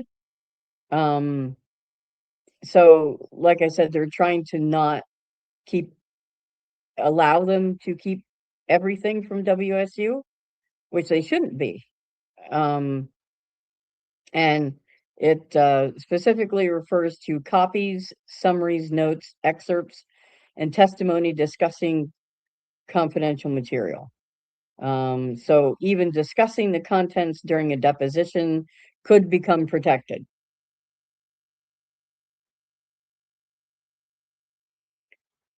So, Yeah, and they're making and them. They had to sign an acknowledgement and agreement to be bound, which is right, Exhibit A. If they want to view or have anything to do with any of this discovery that they're trying to lock down, they have to, if they seek access, uh, they want a written disclosure. yeah, yeah. So I mean, they're being very um cautious and maybe in some cases a little. I don't know that you could really be too heavy-handed, but you do have It's to be insane. careful Yeah, that they're not gonna want to just say, nope, you can't have yeah. that. Nope, can't have that. And kiss They're my so afraid ass, of you can't this. have that Yeah, either. Yeah, they're so so what are afraid they of this so getting afraid of? leaked out. They're so afraid of getting leaked Right. out. I mean, it's within 10 days of the written disclosure, Yep. plaintiffs shall either object to the disclosure or provide the individual with view-only access to a restrictive user group project on Everlaw that contains the requested graphic material.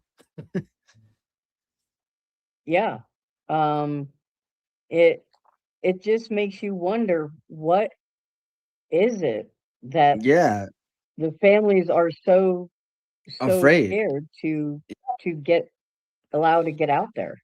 Thank you, because I don't believe. I'm glad you brought that up This is because I was going to crazy. say that earlier.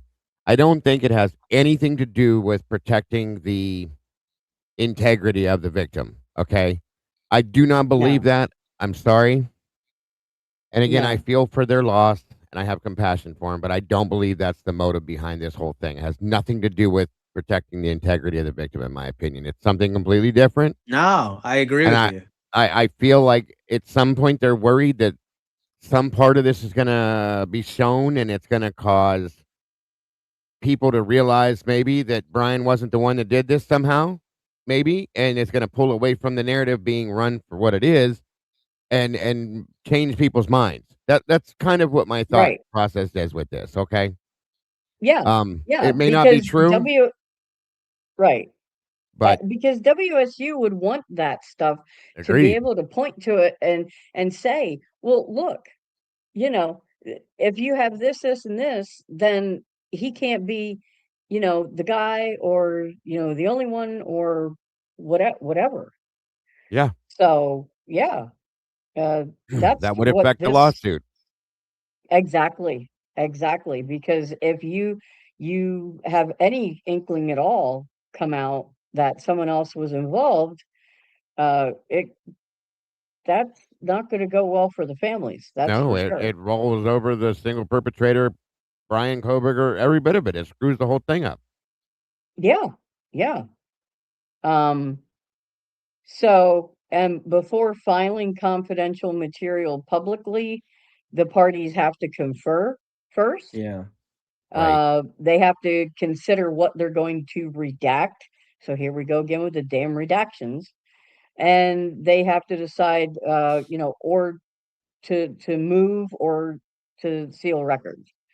So, and the party requesting secrecy has the burden to justify it. Now, that's the only good thing, is that they have to say, this is why we want this to be redacted, or we don't want them to have this information, and they have to. So hopefully, the court in this case isn't going to allow them to just on a whim say, no, you can't have this. They're going to have to state their case Right. and make a good case for it. So Right. And I hate to say it, but It's unfortunately, crazy. Tiki Bar's comment there saying money's more important than getting justice for their kids. Kids, please make it make sense. I hate to say this, yeah, but at this point, that's exactly what this looks like. Okay. right. It seems to me that $4 million seems to be more important than the absolute truth as to what happened to your loved one. And that's sad. If that's true, I don't really want to believe that. Okay. As a parent, as a human being, I don't want to believe that, but I'll be damned if it sure don't look that way. Yeah. Yeah. I mean, if they had to lie about certain things early on and shift the timeline and with the whole 911 call and all these things because they needed to shift Mm-hmm. what the actual story was for whatever the reasons were, then they have to continue with that, right? Right. And so if somebody in the chat, I apologize, I don't recall who just said it a little bit ago, but if there were things in certain like autopsy photos and things that would contradict what the official narrative was early on, then they have to make sure that never gets out, because then the Absolutely. public straight up knows that the most basic elements of the case were a lie.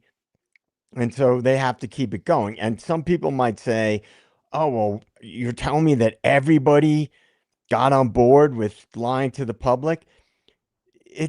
That is something that happens if people are told what to do.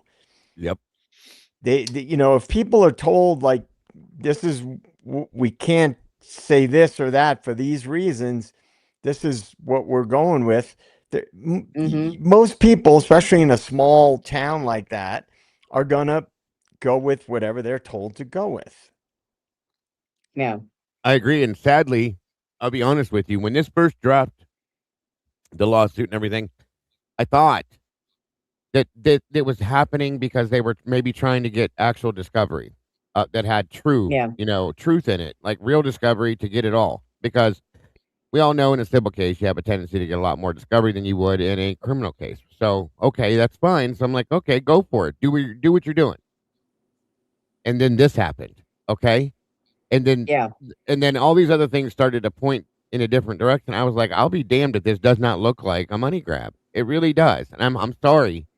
I mean that with all due respect. Maybe that's what's needed here for healing or whatever else. But damn, I don't give a fuck how much money you have that you're going to hand over to me. I want to know the truth as a parent. Period. Right.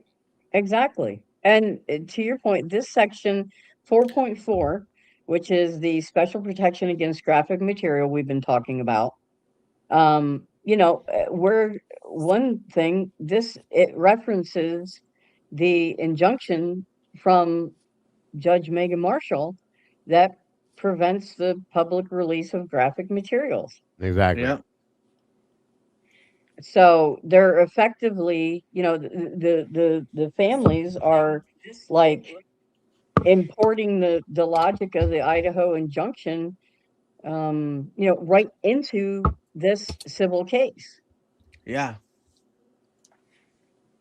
Yes, Yep. ma'am. So, And I don't mean that with any disrespect intended. Okay. no, But you know what, you guys, I can't see it any other way at this point. It just doesn't look any way else to me. What is going on here? So that, like I said, I thought maybe it was because they wanted more discovery to get the truth. Okay, I'm with you on that. Let's do it. And then this stuff started happening, and I went, wait a minute. That looks like it's going in a completely different direction, and it's never stopped. It keeps going. Yeah. And it does look Yeah. very greedy. I agree with that. Yeah. yeah. And, It seems like you know, another way to lock everything down. yeah. And WSU, they agree not to subpoena these materials independently if the plaintiffs already have them. Which I just am I the only one that finds this just preposterous that they can't? No, I just it's Yeah. not even unusual. close. I just no, and it's such a gatekeeping structure. The plaintiffs control how WSU is acquiring and storing all this information. Yeah. Yeah. It's crazy. And it just, if you read it, it says if they can't come to an agreement, then a judge will make the final decision. It's in there. It's like Yeah. Where did That's insane. Sorry. yeah. Well, it's like the roundabout way to violate the First Amendment, because mhm. what often happens, the government uses proxies to violate people's rights because they can't overtly do it because it would violate the First Amendment, freedom of the press. So Mhm. if you lay a foundation of a precedent of denying the public the ability to Mm-hmm. see certain things, then that, even though this is a private, a lawsuit, like a civil lawsuit, they're laying groundwork. It still gets it in people's mind that they can't see these things. They're not allowed to see these things. It would make some people, a percentage of people, less likely to file public records requests, even though this is a separate thing. Remember, it's not about, often about how you can manipulate the public. So if Mhm. people, Mm-hmm. a lot of people may see this and not think, oh, this is a civil suit, doesn't apply in like a criminal case or whatever. A lot of people might now accept this as being okay and back off on expecting to see certain things. Yeah. Well, Right. And I'm sorry, they're just too closely linked that one I mean, if Brian would file uh, ineffective assistance of counsel, what could this lawsuit how would it affect his appeal?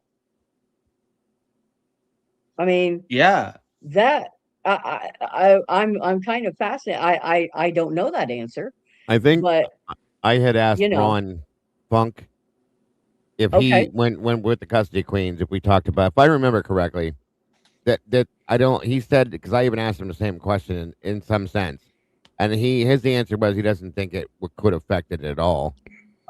With okay, Brian's appeal, but any kind of extenuating circumstances get brought to the table with this that could change things at any moment. We don't know. So right, yeah, and I there's the mean, Yeah. problem. this is And yeah, you know what else? And you know what else is interesting is that they filed this, so that you have this going on, right? This now protective order of all this discovery stuff, Right. while we also have the Iwu, the lawsuit going on as yes, well, and there could be a right, conflict there. There could be a conflict. right, absolutely, absolutely. I agree. You know, and all the hoops are making these, if the defendant becomes aware of the existence of material not already in the possession of the plaintiffs, again, the defendants will provide a written request to the plaintiffs to obtain relevant graphic material. Upon receipt of a request from the defendant, plaintiffs will respond to defendant's request in writing within 7 days, either agreeing to obtain the material or denying the request.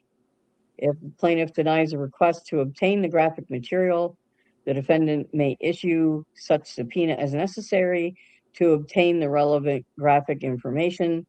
For all graphic material in the plaintiff's possession, plaintiff will produce a privilege log that shall contain at a minimum the following information. Well, we don't need to read through the whole list. If you guys want to screenshot it, I mean, or like I said, it'll be in our Discord. We'll make sure, so that if you want to read it for yourself. But I mean, look at this. You've got, just so many different things, and the way that they're making them jump through hoops is just crazy. But and if they want someone to review the graphic evidence, they have to identify the individual, provide their employment information and address, and have them sign Exhibit A. So I mean, yeah, like you said earlier, why? Yeah. Where was this with during the Koberger trial, or Yeah. not trial, but Where was during all that? the You right? know, Yeah. Didn't exist. no, no, it's crazy. Just reading down through a second. You know, uh, sorry, there's a lot going on in our neighborhood. So if you guys hear the dogs, it's driving them crazy. So sorry about that. That's Um, okay. and where was it? I was trying to find it. Something about it has to be stored in a certain way, like everything, like has to be like super organized, which would have been nice for Ann Yeah. Taylor. You know, if things had Yeah, you're been not kidding. organized and classified Right. and properly labeled instead of just here you go. Oh, this is interesting. So if another lawsuit or third party tries to subpoena protected material, the producing party has to be notified immediately. So that means like media, public records requesters, or other third party litigants could attempt access.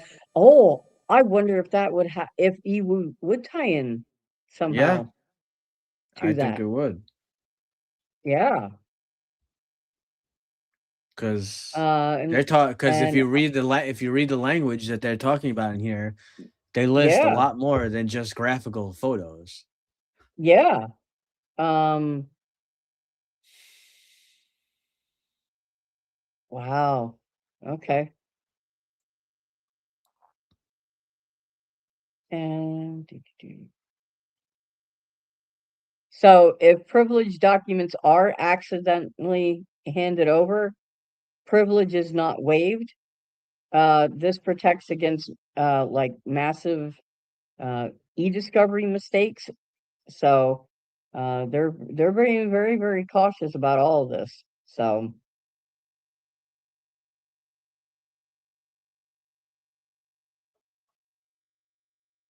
and it even covers about Washington Public Records Act. Like normally government's records can be potentially requested publicly, but Yeah, here it says confidential litigation materials are not automatically public records. And if a PRA request comes in, um, you know, the Attorney General's office must notify the designating party. So they're even being very cautious about things potentially being released um, to Washington State. So What a mess. What a yeah, damn mess. This whole thing they're is the biggest damn mess I ever seen in my life. yeah, they're and really trying to it's keep something hidden. Right. right. That's the bottom line here. To me, what Yeah, are they trying what? to keep And secret? it's who. Okay, that's the problem. I think the biggest Right. problem is Right, who's trying to right. have this. Who? Okay, if it was law Right, enforcement and the prosecutor's office and things like that doing this, I think we've already been there, done that. I think we can get that. This is the families right, now. Why are they trying to keep right, things hidden? That's the biggest question right right. there. I And the mean, thing you is, know, uh, why? Okay, like I am not a legal expert. I am not, but I did not realize that families could keep all documents. I mean, potentially, if a judge agrees or whatever, could keep documents from the defendants. Like I didn't realize that was, Oh yeah, you know. yeah. So And you know what? You know to, what's that? Sorry, Rob. that's just that I just no, that's okay. Go right ahead. It's just Well, the yeah. thing too is like it's not only is this violating. Are you violating? This is violating our rights. Okay, Yes, it is. our rights. We're not even involved in this case, but this is violating everybody's rights as people in this country. Period. Yes. Absolute. Absolute. So, when's that going to come into question or be brought to the table for somebody to say, "Hey, wait a minute, you know, we're still here. This is a problem." Okay, and nobody seems Right. to be thinking about that at this point. No. Well, No. you start to normalize denying people their First Amendment rights. It's been happening in this country a lot, Yep, a whole Yeah, lot. and definitely. in Colorado, you have no idea. People, I could tell you 1,000 times, people wouldn't realize how bad it is, how corrupt Colorado has become. It is unreal. I can't believe this is the state that I used to love, and I've seen it so many different ways. The overt corruption in Colorado, it's unbelievable. I mean, Agreed. on so many levels, and it's basically, I mean, the DOJ is basically suing Colorado because they were violating the Second Amendment with some of their laws that they passed about high capacity magazines and certain types of firearms and all this stuff. And in Colorado, it's like I always discuss, and this relates to this. If you can get a critical mass of people to support something, right? Then they use that to manufacture consent to do things, right? So, Sure, oh, sure. we have this all these people in Colorado that support this, right? So Hmm. they use that as a means by which to violate. And just so people know, any law that violates the Constitution, this was proven in the Supreme Court a long time ago in a case. It was like Marbury or Mar something versus Madison. Any law that violates the Constitution in any way is null and void. Yep. They can pass Yes. it. A state can pass a law. They can pass the law, It voids immediately. but Hmm. it would lose when challenged with the Yep. Supreme Court. But Right. they know that a lot of people, if they have a critical mass of people to support that, then then people will give up and not try to fight it. But the reality is there's a lot of things in Colorado that are going on that are really corrupt. Absolutely. Well, it's not. Yeah, I mean, you're there, so you It can say that about color. It's not just there though; it's everywhere. And it. I can't right. remember who it was in the chat that said it. I think it was where'd she go? Where'd she go? Where'd she go? Bitter, bitter something. Bitter, know your worth. Okay, she's absolutely correct, guys. Think about this for a minute. In the long term, it's setting precedents. What's coming next? Okay, this, and then what comes after that? This is just the first step. There's more things coming on, in my opinion, with this. Okay, many more things. Oh Oh yeah. yeah, This is one, 100%. just one, the first of many. And at some point, we will have. They've turned that piece of paper hanging on the wall in Washington into a Into nothing it. more than garbage to me, as far as I'm concerned, because it doesn't exist anymore, folks. They're violating everything within that, and that is what is the glue that brings this country together. Look, Yeah. I say this Um. often when Sorry. when people like want to get into a political discussion. I don't mean to do that, but yeah, No, no, you're right. I and for get it. me, it's not political. It's more fundamental. Yeah, right. If we didn't have the Constitution, none of us Nope. would have the life that we have had up to this point. Now, granted, they've been chipping away at it for quite a while, but Absolutely.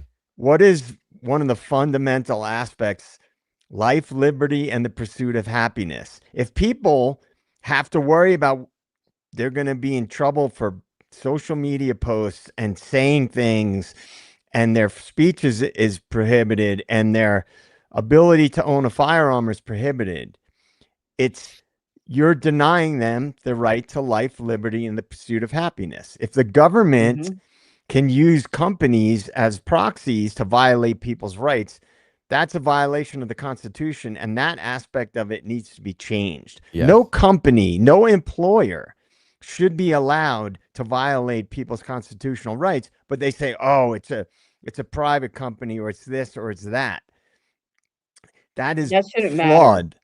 That's flawed. And this has been Yeah. going on now for a while. The government uses companies and organizations to violate people's rights. But my point is, the Constitution does need to get updated to coincide with more modern times. I agree 100%. I think elections need to be updated as well. However, Definitely. a country that, just for people that don't understand where I'm coming from, it's not about, oh, guns, da da da da. It's not about that. Every country, and this ties into the overall rights to what Dago was saying. I'm just using this as an example. Every country, do your research. You can find out for yourself if you don't know this. That's been disarmed, has been subjugated. Every single one. Look at what happened in Canada. Look at what happened in Australia. Now, some people may not care because they may not feel like it's affecting them. But that is a simple fact.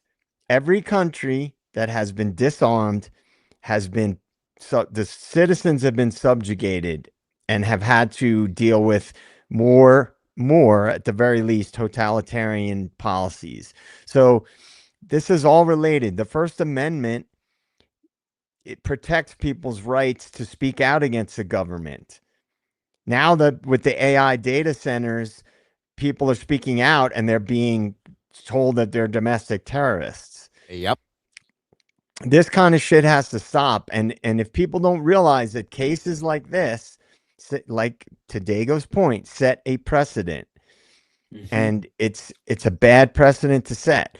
We should be able to look. It's not the nanny state. Okay, is not doing anybody any good. If you don't want to see certain things or hear certain things, don't listen to them. Don't look at them. Right. But people should have the right. Yeah. Exactly. To say what they want. Right. Yeah. Same thing with music and movies and whatever. You should have the right to watch what you want. You don't like horror, you think it's too bloody and what, then don't watch it then. Exactly. Lucy said the same. Lucy said exactly over here. Her comment said people still have not realized that this entire case was 100% for the exact purpose that JJ was talking about. It's rather clear, and that's exactly what's happening the whole time. And then below it, she dropped and she said public-private partnerships. I mean, you guys. Yeah, 100%. Right. You've never seen this like this before for a reason.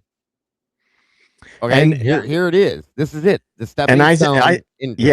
I agree with that, and I think that I've been saying it a lot. I know people are probably sick of hearing me saying it. It hasn't happened fully yet, but it's going to happen. It's coming. The flock camera systems. If we had those in place, we would have had. If Koberger ends up getting post-conviction relief, and my theory is correct, they're going to say, oh, you know what? If we had the flock camera system in place, this would have never happened. Right. This crime would have never happened. They'll say that. And if people don't think, I don't even want to go down the hardcore conspiracy route, I won't. But this is a big problem. The private-public partnerships are a major problem in the world. Stakeholder capitalism. It's basically corporations powerful corporations, a very small number of them, own everything. They want to tokenize everything. They want to tokenize our water. They want to tokenize our power. They want to tokenize AI. They want to tokenize everything. Yeah. And there's a very strong and powerful movement that has been pushing this for a long time. And if more people knew about what their actual agenda is, they'd be terrified. But they think it's a conspiracy theory because they just don't know about it because the media doesn't talk about it. And again, like I've been saying, JJ, absolutely. They're afraid to talk about it. They're afraid of what it is because they don't understand it. Okay. Again, Lucy dropping bombs, like she said, you were just saying the public-private partnerships, the back doors, the warrantless searches. How many of those do you see happening on a regular basis in these cases, guys? Oh, no offense to you, 1-1, but you see it too. I'm sure you do. Okay. It happens, guys. These are they just little things by little things by little things equals a big thing until it's too late. Okay. And it's happening every single day. Every single day. Well, they push a little further every little bit. Like, Yeah. They push it. They push the needle until a it becomes bit. normalized. Right. Bingo. Until it becomes normalized. It's Psych 101, guys. It's there it is, behaviorism 101. It's basically get people to accept less and do it incrementally. That way they push a little bit and then they accept. They push a little, push back a little, then people accept it as the quote unquote new normal. And we've seen where that leads you.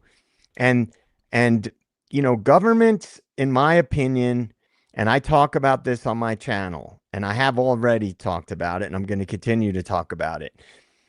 They do not serve the public, and they should never be trusted that they have your best interests in mind.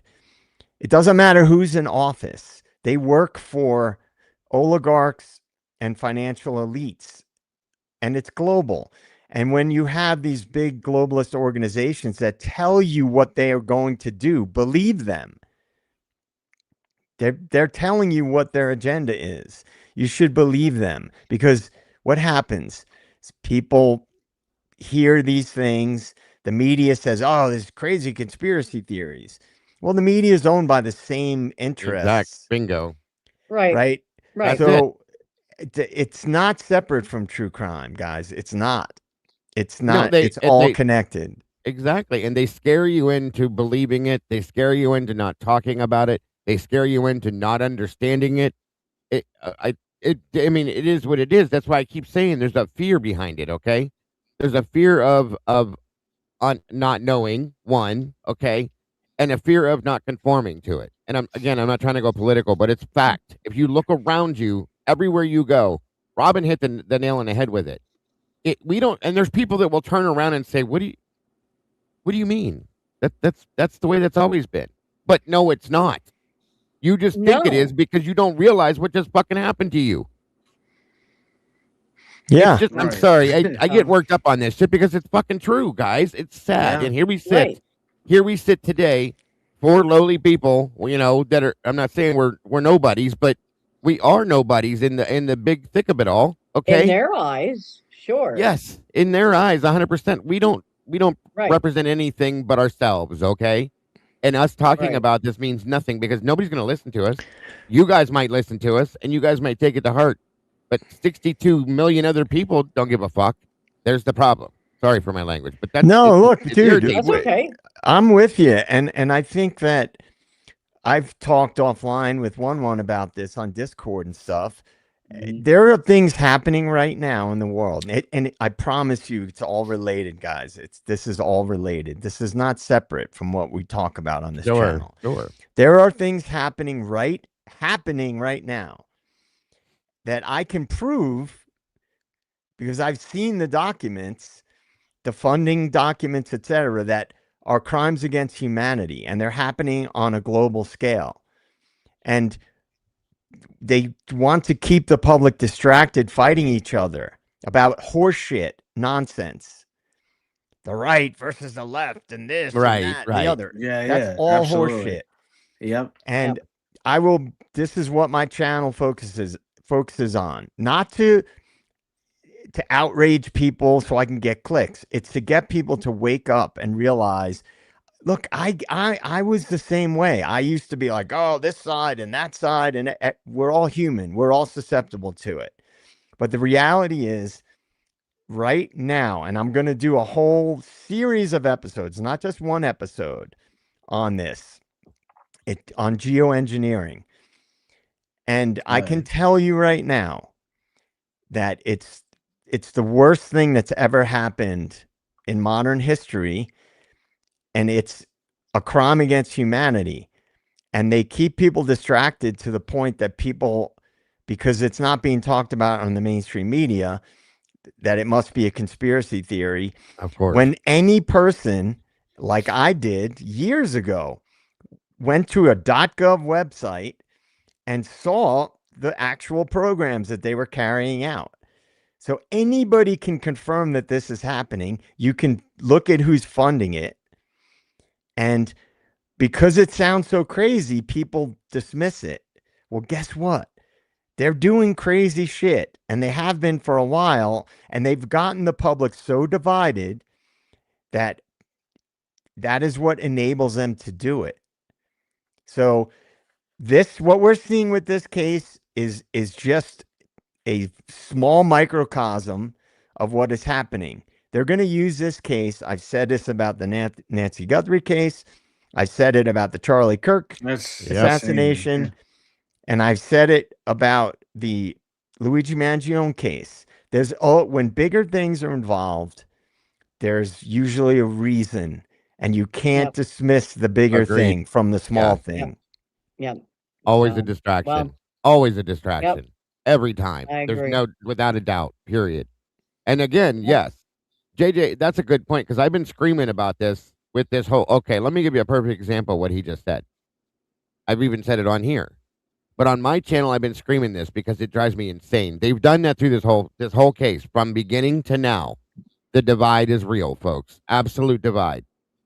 And every time they find a chance with something new that's released here, okay, there's another divide. They find another way to try to divide us all. They did it with Dr. Turvey and Nan Taylor once again. And I'm screaming on my channel, guys. There's no teams here, guys. We don't do teams in this channel. I'm not doing teams. Turvey, Team Taylor, time to stop with this shit. Okay. Yeah, exactly. It's another reason to divide us, to split us up and set us in different corners. And we don't need distracted. We don't need there's too much of it. Too much of it. And here's another one. Stay again. focused. Stay focused. We're all here for the same fucking reason. Right. What I said last night. United we stand, divided we fall. It's true. Right. It's true. Look, 1,000,000%. People that don't, I'm not a history expert, but I've made it my business to learn enough about history so I can understand some general concepts. The problem is that unless you're like a history major and you've looked into alternative, like I'll give a perfect example. Everybody's heard of this book, A People's History of the United States. Yeah. By Howard Zinn. Yeah. Right? If just that alone, I believe he was a professor at BU. Just that book alone, and that's fairly mainstream accepted. It's one of a major bestseller in history books. Shows you that what we've been told about history in America since we were kids is largely inaccurate in really important ways. So there are other books that people can learn about and dig into that explain certain basic concepts about history. And humans have not changed. Humans are basically the same. Evolutionary psychology explains it all. So there's a reason why you can never let power get too much control or gain too much power. This is what happens. Right. Yeah. The power structure will always abuse power. There's never been a time in history, ever, never, not one time in history where the power structure didn't abuse its power. Absolutely. And we were doing pretty well here. We had plenty of issues in America, plenty of corruption going way back, but we were basically able to live our lives. But what happened is certain pieces of legislation were passed that emboldened the power structure, and it enabled them to incrementally get too much power, and they never give it back. Once you give them power, they never say, oh, okay, we overstepped here. You can have Right. these. Never. Right. They never will. They never will. And this is very important when talking about even true crime cases, because the media is allowed to lie to you. They're under no obligation to tell you the truth. This is the misconception that people have, or some people have. They believe, they watch the news, they think they're informed. They think, oh, I listen to NPR, I'm informed. Or I listen to this, Fox or CNN or MSNBC, I'm informed. It's all a scam, and people need to wake up and realize that. Right, and the separation, like I said, with that and everything else, it's real. Do you guys realize our very first president? There's a quote that George Washington made way back when. Okay, and I'm not going political. I'm just proving a point to you guys, and it's not just with the government or right and left, blue and red, white, black. It's not just that, but it's the point that was made then. Whenever I can't remember what year that was, but that'll tell you how long ago it was. He said himself, and you can go look it up through Google. When you split the government into two pieces, it's going to destroy the country. End of story. And guess what happened? And it goes along with everything. When you split the people into two separate sections, what's going on with this case when they split everybody? Right. It wasn't about truth and justice. It was Brian Koberger or not. Pro-burgers or whatever the fuck you want to call everything, okay? It's never been about that with this case, because they have to keep it under their control. And that's how they do it. Period. Yeah. So once again, every time something new comes out, like I said, let's do it again, guys. Let's break them up again, even more into their little sections and their little sectors. So there again, here we are. And as soon as this Dr. Turby shit came out, boink, there we go again. I said, stop, everybody. Do not let them conquer and divide once again, please. I was begging people, please stop. We have to take the information, okay? We have to take the information and compile it and look at it objectively, because the moment we let our emotions run away with us to the point that we're looking at each other and pointing fingers and we're acting like we're enemies instead of people who are in the fucking United States of America and who should be able to come together and help one another, that's when they win. And we can't continue to do that. We give them control when we do that. That's correct. Right. And you know what? They've been very effective at dividing the country up using certain hot button topics. They introduced a new topic in spring of 2020. Well, they actually introduced you all know what I'm talking about, a little bit later than that, but it all stemmed from spring of 2020. I can only speak from my own experience. The young people today, they don't know what it was like back when, before there was social media and people talked to each other. They hung out at bars. They didn't, they might disagree on things, but everybody was just living their lives. Man. Yeah. And they weren't getting steered into really negative little sections of society. When I say negative, I mean, in order to divide people, they weren't bifurcated and they weren't put, these people are bad because they believe this and that, and these people are good, or vice versa. That existed. I grew up in a time where I was, most of us were around before cell phones and social media. And, we lived our lives. We interacted with people that we might not agree with on a lot of things, but people were able to live their lives, weren't constantly in fear that bad things were going to happen. I don't want to even talk about it. Because people knew how to talk to each other, JJ. That's why people don't know how to do that anymore, unless you're texting each other. Okay, I mean, that's where the disconnect is. I was going to say, everyone is, everything is social media now. People don't know how to communicate. That the skill of communicating is like almost like a forgotten, you know, That's where the super trait disconnect came now. in. People Yes. don't know how to communicate. And what is you know, everyone, all the panel members that we have here, you know, they all know, and we all do it. Our fearless leader, right, who's in CrimeCon right now. What is one of the essential pieces of communication? What does Lee always say? Listen. People don't know how to listen. Critical They're listening. always about like talking, talking, talking. Sometimes it's not about talking. You have to sometimes listen. Just listen to what people have to say, and you sometimes you'll get far by learning to listen, but it seems like that Yeah. is going by the wayside. Yeah, and there's Yeah. a saying, it says, seek to understand, then to be understood. So Yeah. Yeah. know Yeah. that ties in with listening, and I think that unfortunately we have a serious deficit of people trying to understand why other people feel the way that they do. And Yeah. and that yes, and the big part of that, you guys, not only listen, as Lee would say, or anybody else, listen, but actually hear. Okay, don't just listen and let it go in and out. Hear it. Okay, that's the biggest part. Biggest issue I Hmm. have. People don't listen when we talk, of course, but they definitely don't hear it most of the time. Okay, that's the biggest problem. They hear what they hear, but they don't really hear it. I know that sounds ridiculous. Just think about what I said for a minute, and you'll get it.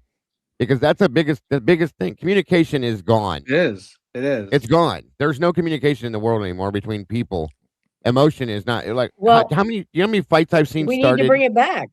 Well, yeah, Yeah. that's the point I'm Well, making. But how many eh, disagreements and arguments, and even in here, okay, in these chats that I've seen, because you know why, truly and honestly, and I know this is a little sideways from what we're talking about, but it's a fact. That's why I talk to my chat repeatedly because of this. But here's the thing: there's no emotion in texting.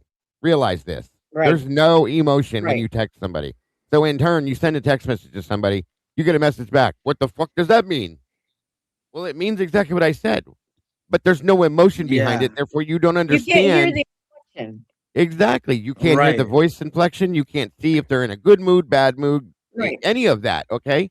So then, in turn, some people walk away from a conversation that they've had in a text conversation going, what the fuck did they mean? Are they mad at me now? I don't understand. And then you avoid them, and then in turn, the communication breakdown starts all over again. Yeah. It's There you it's go. a Yeah. problem. Yeah, you know how many people I work, and I obviously I work with police officers, right? You know how many people that I work with, they're actually like afraid to talk to like a group of people. Absolutely, I'm talking about police officers too. absolutely. I've seen. They can't Um, talk, like they can talk to one or two people. They stop on the street, but as soon as there's like a group of people, and it's the generation it's like ironic that of how quickly you can get information at the tip of your fingers, but the communication is so much lacking. It really. I don't mean to yell. I get wrapped up in sorry. But I agree with you on one. I didn't mean to yell. I just get worked up sometimes. My apologies if I did. No, Um, it's fine. It's fine. but do Well, you know how it's I mean important. it's a passionate thing for Yeah. me because I preach this to my own Sure. family. I've watched my people in my own family break down from this. I've watched people I know that have been friends for 25 years no longer speaking because of this. I've seen these things happen, and it makes me insane, you guys. It truly and honestly makes me insane because all you have to do is put down your fucking phone and sit down and talk to somebody. I know people that refuse to have phone call that won't talk on the phone. If you can't text, then they don't want to talk to you. What is that? Yeah. I don't know. It Look, doesn't. one of the things I'm thankful for is that I come from a really big family. And so I had to talk to older people all the time when I was growing Yeah. up. And I remember when I first started going to bars, probably earlier than I should have, but I would be sitting at a bar somewhere, maybe New York City or some other place where a lot of different people from different places go. I'd be sitting at the bar drinking a beer, smoking a cig next to somebody in their 50s, and I could have an hour-long conversation with them. Have you ever Yes. seen the way that young people communicate today? It's not just Yeah. people griping like I'm a, grouchy old man. It's a real thing. Yeah. When they're sitting side by side, JJ, texting each other, what in the actual fuck is that? Okay, and I've seen that happen with my own children. One's on one corner of the living room, the other's in the other corner of the living room, and they're texting. And I was like, what are you two doing right now? They're laughing and snickering at each other, but they're texting each other. And I said, you're kidding me. These are 28, 30-year-old adults. I said, you're in my house. You can put your phone down and talk to each other. This is ridiculous. Well, what if we don't want our conversation out there? I said, then go in the other room and do it. You don't text each other. Are you kidding me? It makes me insane to see the way that this has happened, you guys. It's sickening to me. And again, Well, I think it's all been done, and I'm not going down a rabbit hole. I'm just telling you a lot of this, in my opinion, has been done on purpose. Oh, yeah. Because it's a form of control. Yeah. So anyway. Well, control the information flow. Yep. Yeah. And if Well- you see it, you see it. If you don't, go look for it. That's all I can say. Yeah. Well, this has been an excellent conversation, guys, and an excellent show. I want to thank everyone for coming out tonight. I mean, you guys in the chat, we're here because of you guys, and Absolutely. we do our best to bring these cases to you and to deal with some of these social issues. I think these conversations are very important. We don't get into this kind of stuff every night, but when we do, it's from the heart. And this kind of communication, we should all be talking to each other. You're absolutely Yes. right, Dago. We should all be talking to each other like this. So, but Absolutely. yep. Yeah, so thank And you again, if guys. I got loud, I'm sorry. I didn't mean to get loud. I'm No, a it's very fine. passionate. You're fine. I'm a very You're passionate fine. person, and It's I okay. really truly believe in these things, folks, because they've been bothering me for years. So I'm Yeah. sorry if I got loud. I didn't mean You to. don't have to be sorry. You're fine. And So, there you go. but And I think that goes along too, whether they did it purposely or whatever experts evaluate all this stuff. The fact of the new generations that have such piss poor, communication Right. helps divide us. It helps divide us because, as you said, people don't sit down together and work out their differences when Right. they could. So I think it Exact- helps divide us. Absolutely. They don't do a lot of things together. You got that's one of the reasons when I do my whole music night thing, you guys, it's I think people enjoy it so much because we're not sitting in here talking about the same damn case we've talked about for 5 years, but two, it gives you the ability to be yourself and relax and talk to other people in a chat without having to be anything other than you. It'd be nicer if we could do it in person, but in the meanwhile, the one thing that brings us all together and will always bring people together is music. Okay? Because that's what, in my opinion, we all stand by. Period. No matter who you are, what you think, or what you feel, it will always bring you back to you. Okay? I've always believed in that. And that's why I do those things, because it brings people together. It unites people once again. It makes people smile. And it keeps us going in the same direction. Oh yeah. So, When I hopped into your room that other night, I was getting memories of certain things from like high school and college. Exactly, It sparks a because lot of memories. I mean, even though bingo. you weren't allowed to play Tool, but that's okay. That's YouTube's fault. I wish I could, believe me. Yeah. But if people don't know how to talk to each other or approach each other, okay, think about it. And JJ will absolutely agree to this. There's one thing that you can do that will absolutely give you the option to speak to that person. Sing a song together. Talk about a song that you like. Okay? Because it's one thing that brings everybody back. That's all I'm saying. yeah, very true. And I know Well, I jumped and from with one thing that- to the other. I'm sorry. Oh, it's okay. It's okay. It's all good. All All right. good. To quote the Okay. great Ben Harper, music brings people to an emotional state faster than anything in the world. Absolutely. I agree. Yeah. Oh, I agree. We got Oh, we got a gift here. yes. Yeah. Thank Thank you you very so much, much, Kawanda. Kawanda. I think there's been a concerted effort by the government to dumb down the electorate to have more control in addition to the division. Amen. Yep. Yes. Yep. Thank you, Miss Absolutely. Kawanda. Very sweet of you. Yep. So, and with that, we are going to wrap it up for the night. Hopefully tomorrow, Boss Mate will be able to join us at some point again, and give us the lowdown on all the setup and who showed up in their sweatpants. So, and thank you guys again for coming out. We appreciate each and every one of you. And we will see you all again tomorrow night.